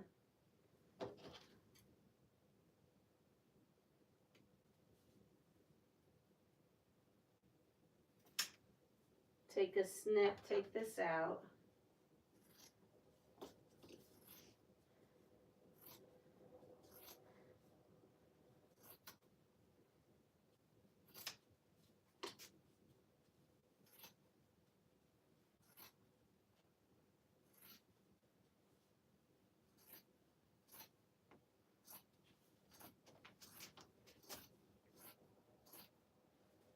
And then I will come with the yardstick and kind of, this is the only way I've been able to kind of figure out what I'm doing. Hopefully it works.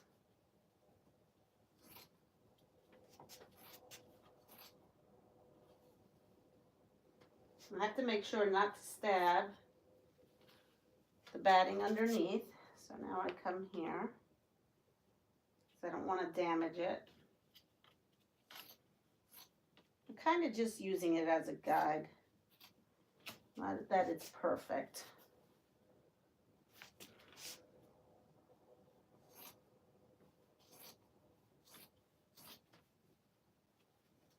Yes, I probably could draw a line with it now that I'm thinking about it. I just don't know what I would use to draw a line. And then I'm going to come here. This is the end of it.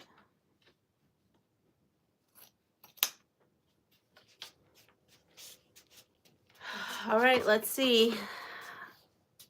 Hi, Rebecca. King size roll costs $250 to $370 depending on coupon, no coupon, scrim, no scrim. Yeah, so in Joann's, all I buy is the 90. This actually came from Walmart, this roll here. But you can buy it from Hobbs. I bought it from my wholesale distributor in Massachusetts when I'm there. When I'm there, I always grab some. Good morning, Regina. Good morning, Lena.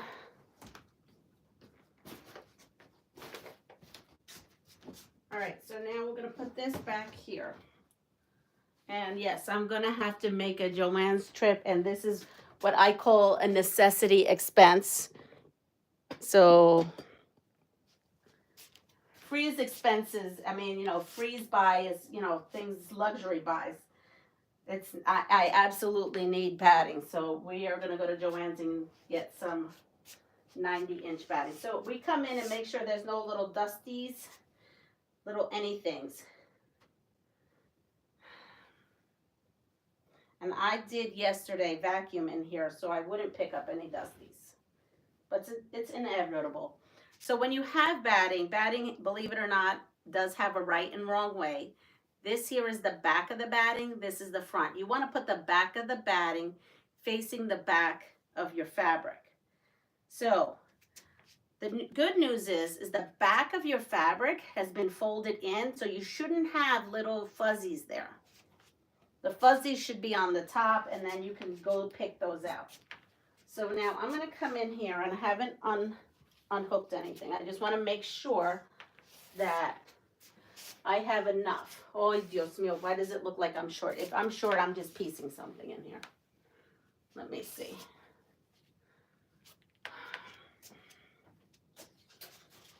So this here, I need a little bit more than 60 that way. Let's see.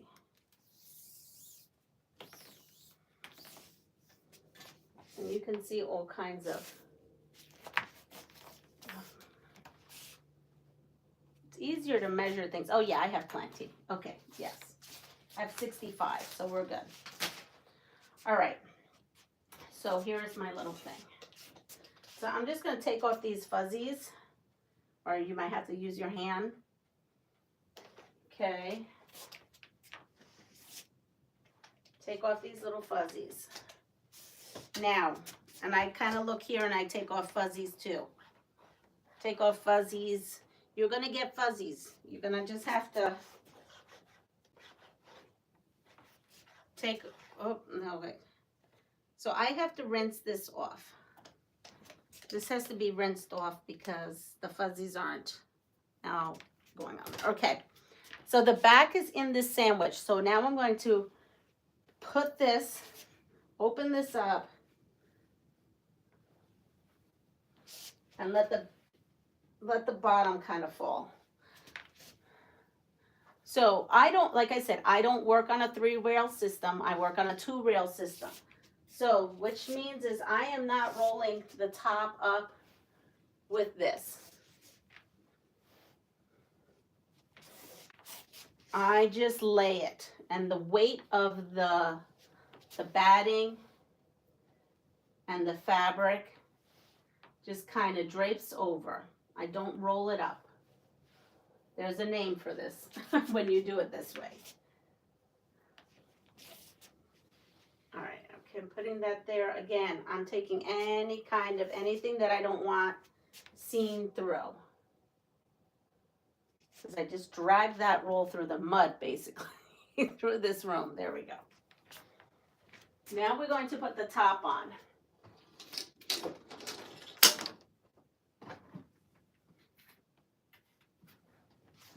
So here's our top. Again, I loaded this from the selvage, and I have the seam going down the center in the back. So I have to make sure, since this is a directional fabric, I know my hearts are facing that way. So if my hearts are facing that way, my top hearts need to also face that way. Now, some people don't do it that way. Some people do it the reverse, so that if someone folds over the quilt onto itself, then the hearts remain like directional. They're not upside down. But I don't do that. I don't suspect that someone is going to fold this over. So now I'm going to come in, make sure that my hearts are facing the same direction as these hearts.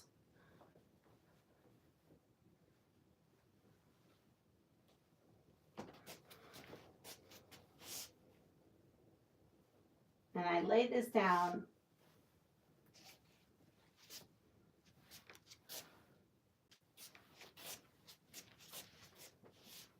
as straight as I can. There it goes. All right, so now I also have little fuzzies here. And like little, yep, no, most of them come off. You want to just come in and grab any loose threads, cut them if, a lot of them just come apart. All right, so there's my loose threads. And you, as I go through, I always peek down here and see what's going on. So I see some fuzzies, I will take this and just kind of, I have lots of different ones of these. I have tape, ones that are tape. I have the old-fashioned, I have the newfangled one. I just kind of look in here, underneath here, so I'll put this up. I just want to make sure I don't have anything. All right. Then I just let this hang. I come in here again, take my scissors. If I see anything loose, it takes a while. See, this is the part I don't like of the long arming. Long arming itself is fine. It's the loading and getting the quilt prepared that's the most time consuming. I feel my old vintage fabric doesn't fray the way the new fabric does. I swear the new fabric frays like crazy. All right, here we go. Let's go. I'm going to go all the way back. Good morning, E. Marie. I Franken piece batting all the time. So do I, but I just don't have any. I thought the width was 57. It is, Teresa. The width is 57, but you need overhang of your batting and your backing. So you see here, I'm going to bring it right here. I'm sorry, I'm getting you guys nauseous. See, you want the overhang. Some people have the batting exactly the same size as the backing, which is the correct, I guess, if the quilt police was here, that would be the correct way of doing it. But I am economical and batting is expensive and I fudge it. What is that you're wearing? It looks so comfy because I know, look, it is literally a bag. It is a bag. It is, let me see if I can get you all the way down here. It is a bag. I am enclosed in here. My own body heat. Isn't this great? So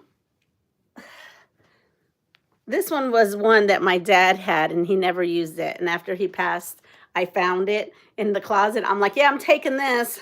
But I had one, I think you've seen me wear it. It's a blue one with like snowflakes that someone had given to me. I love it. I love this thing. Though I like the ones that have where it has like a little backing that you can like use for underwear, for bathroom reasons. Yes, Wednesday's supposed to be the worst. Wait, what do you mean Wednesday's supposed to be the worst? We're getting more stuff? Because it's -4. I can't do it anymore. I'm gonna cry. We're supposed to have a low of Mmm. Yeah, I would go nuts wearing that. Is it called? And where did you get it? I don't know. This was my daddy's, and the other one was given to me as a gift. It was funny because the lady, her name was Alice, such a sweet, super lady. She used to help me so much with my kiddos. When we moved, and she helped us move too. When we moved from Texas to New York, she gave me one of these. It's blue. You've seen me wear it blue with like white snowflakes going across. Um, and she gave me that because she says you're going to need that in New York. Oh, okay. So we have this. So now we have this sandwich the way I like it. We have this. I'm going to tighten my rails, right? Tighten my rails. There we go. Everything is tight. But you want the bounce. See this? You want the bounce. If you don't have the bounce, it skips stitches. Yeah, exactly. So look, it bounces. You want the bounce. If it's not bouncing like that, it's too tight. And if it's too tight, it's no bueno, no good. And by bouncing that like that, I lost some of my batting. So I have to reposition this. Okay, my batting has to go on the top here. And I got to be careful with my batting because you can also stretch your batting. Let's bring this just a smidgen down, just a smidge.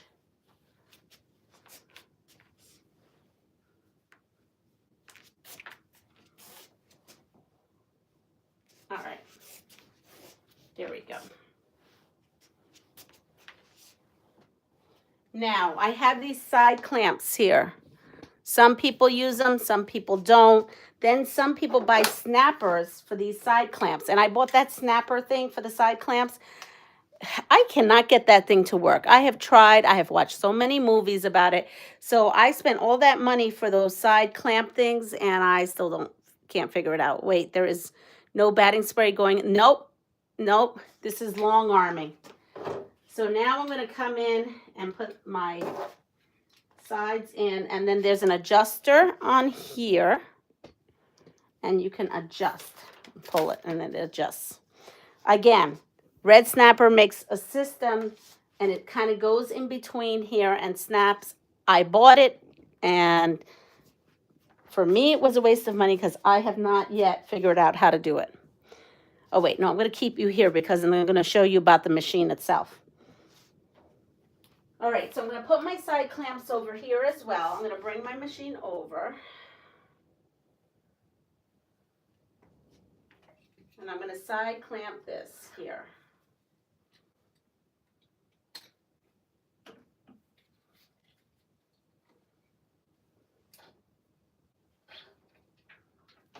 Okay, we're going to bring the machine over.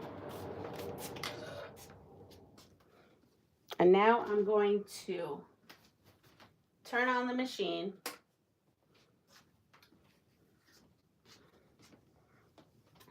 Now yesterday, this is glide thread. I was using glide thread on all those ones that I quilted yesterday.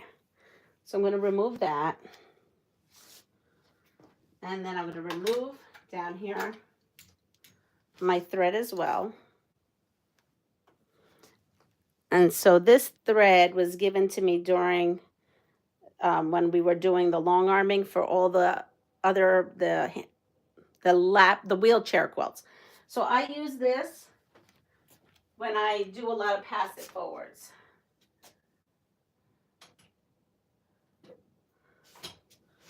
This is not a pass it forward quilt, so I'm going to keep that for my pass it forwards. Let's see. I agree. Could not figure out the snapper side clamps. I couldn't. I mean, it sits there. It was, I hate to say it. Maybe if someone one day comes over and knows how to use it, that'd be great. Susan uses the side clamps and uses a corsage pin to ease the backing in the channel. I watched Susan. That's the reason why I bought those freaking side clamps. So I have like variegated thread. I have regular thread. I have this. So this is a time when you pick out your thread. So see, I have a pink thread like that has some yellow and gold in it. I have this one. I have this one. Of course, I have white.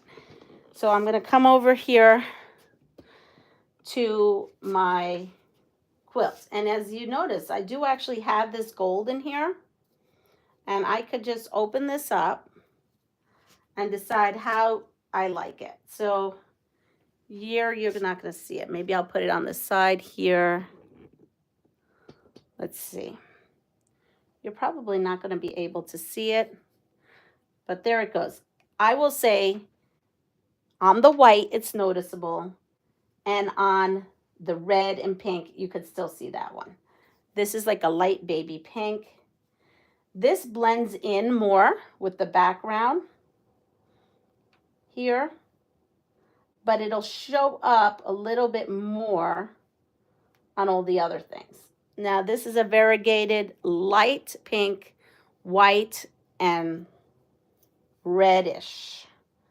Again, this is you can see it a lot on the white. It blends in with the other. So I think I would actually, for the look I'm going for today, and I don't want, my quilting is, so if I was custom quilting, I may want my thread to be the show, where you can see that. But being that I'm not doing custom quilting, I do not have a computerized system where it's going to make beautiful designs for me. I am my own machine.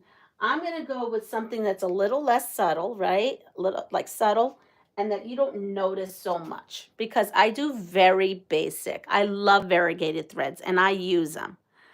But, you know, I'm going to look at this and I'm going to use hearts. I already know I'm going to do loops and hearts. That's how I'm going to free motion quilt this. So we're going to do loops and hearts. Here we go. I have some pre-wound threads that like I wound before. I have to make more. And a quilt like this, I'll probably do 4 or 5. So here we go. We're going to go with 4 or 5. And then I have to be careful because I only have so many of these. I only have 5 more of these. So that means I'm gonna fill up these 5. All right, so I have that. Do you want to see me actually fill them, or are you good? Because I can show you how I fill these bobbins. Is that a yes or a no?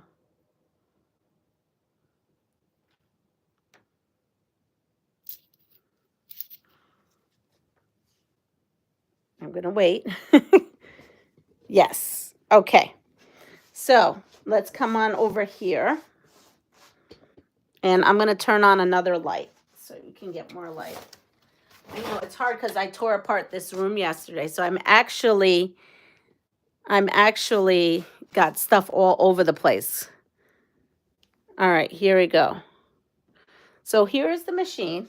Can you see it? Let me move you up higher. I think I can move you up higher. All right, and closer.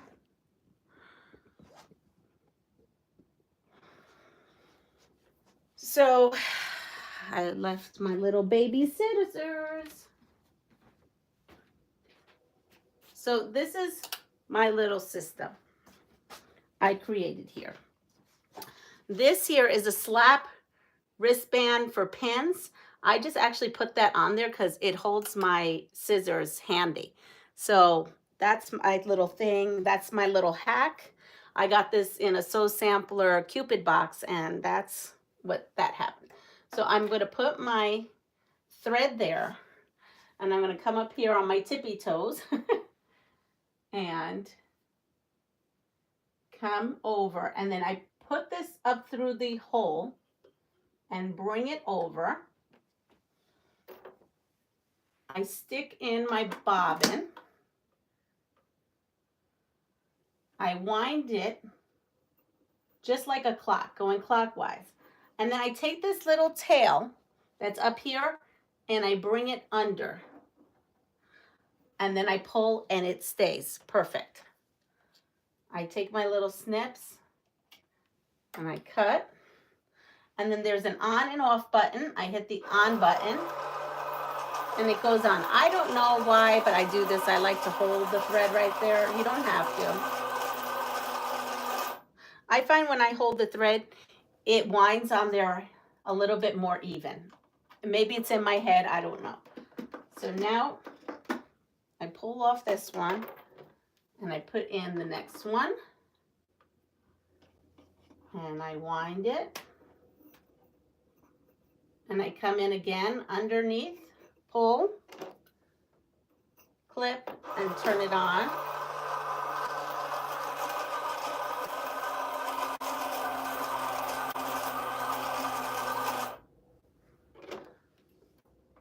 Clip, pull out that one, put this one in.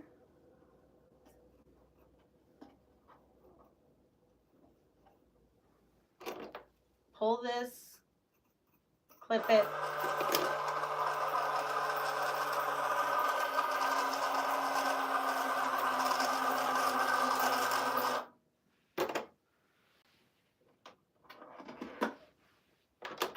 The next one.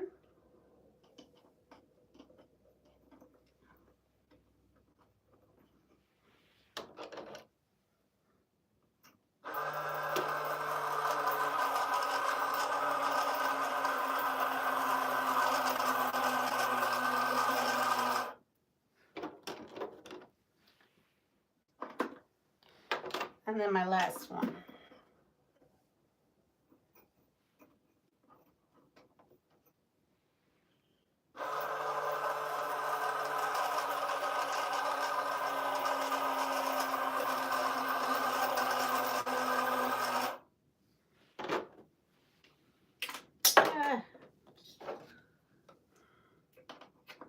Flip. So now I have my 5 and I pull this right off. And then we're gonna go and I'm going to thread the machine. So I'm just gonna leave you right here and just gonna rotate this just a little bit and bring you up closer to here. Now I'm gonna put these 5, I normally put them right here. And I put them right on here so I just have them and I could exchange them whenever I need. And I'm gonna go ahead and put this cone. Let me see, anybody have any questions? Are we still good? Okay. Regina, I was thinking the same thing. The wind is up quick. Yes. Oh, they wind up quick. Yes, they do. Hi, Andrea. Hi to everyone. I've been watching from my warm, cozy bed, but had to crawl out and get the keyboard. Oh, thank you. All right, so we're going to put our thread in.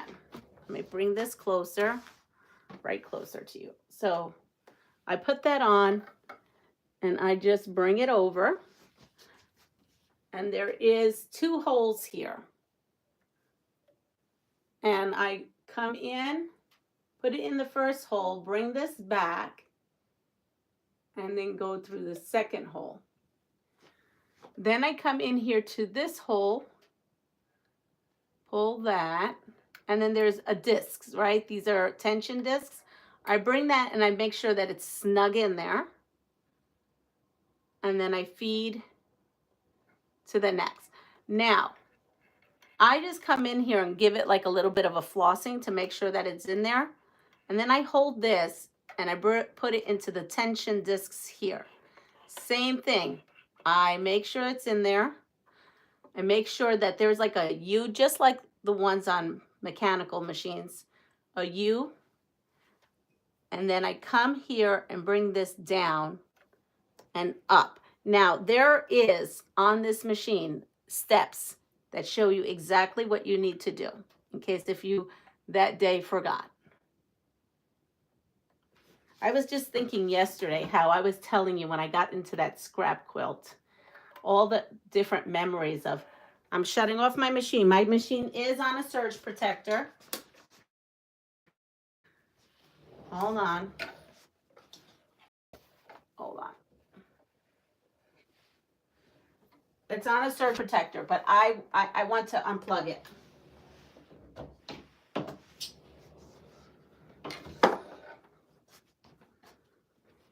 All right, I am going to finish this up. Are we still with me? Can you, oh, am I still on or did I buffer? Hold on. Okay, good. What I did is I got off my, you buffered a little, but okay, good. So what I just did is I just switched my phone from Wi-Fi to using the cell tower. Not a problem. All right, so we're in the dark, but you can kind of, you know what? Let me open this up.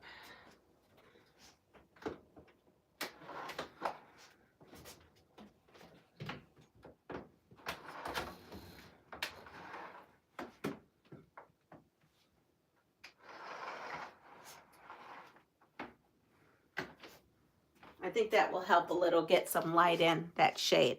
All right, so I have it through. We went down, up and over. I'm pulling it down. And then over here, I'm going to bring this down so you could see. Over here, it almost looks like a little corkscrew. So I come and just follow it. And the picture shows you that. It shows you to come around.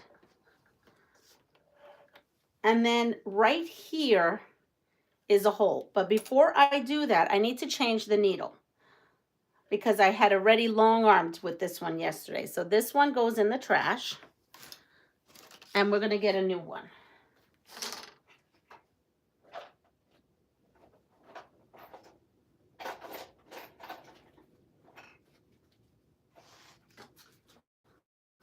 So I have my needle here. Yes, I lost power. And I don't know if you can see really well. I have all the blinds open. So I grab my needle out of here. Oh, there, up. So I'm glad. See, my power right now is surging up and it's going in and out. So that's not good. I hope I don't lose anything that's not on a power surge. It's going back and forth.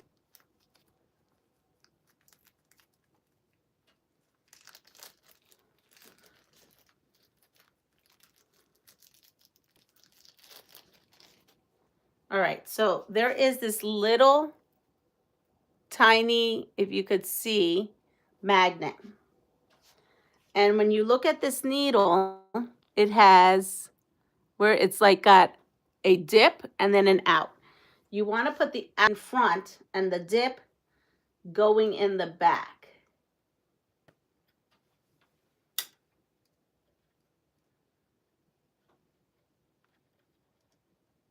I'm going to give, you see, I'm not running off because I'm hoping that it'll come back on because I don't want to have to go out there in the snow now, shovel. All right, so I have it where the dip is in the back. I want to double check since, yes. Then we're going to take this little magnet and you put the magnet right in the front. And the magnet should be facing you. And there should be a 45-degree angle. If not, you would come in here and adjust the needle just so. So there it goes, right? And so now I'm going to pull off the magnet.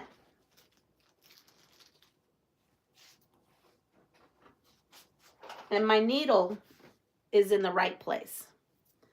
Now I come in here and fish that through that little hole. There is a little hole here. And then you're going to put this in the front.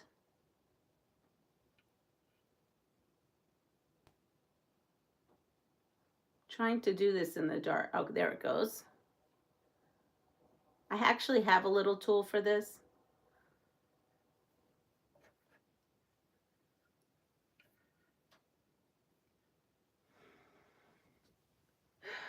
You know what? I should go downstairs. All right.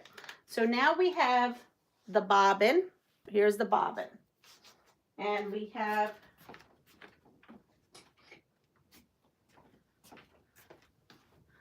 our pink thread.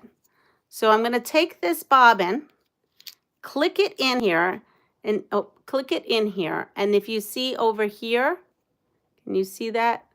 There is like, so when I put in the bobbin, I want to put in the bobbin so that it's not going in the same direction, but it's going on the opposite direction, so that I'm pulling the thread onto there and pulling it through. And then the bobbin should come in loosely. If it's too loose, that's not good. You would adjust it right there, but I have it adjusted to exactly how it works for me. And then I just put this in. And there's slits here, so I just pull the thread and put it in one of the slits, and it goes there. I can't show you anything because it's off and unplugged, but the needle would go down.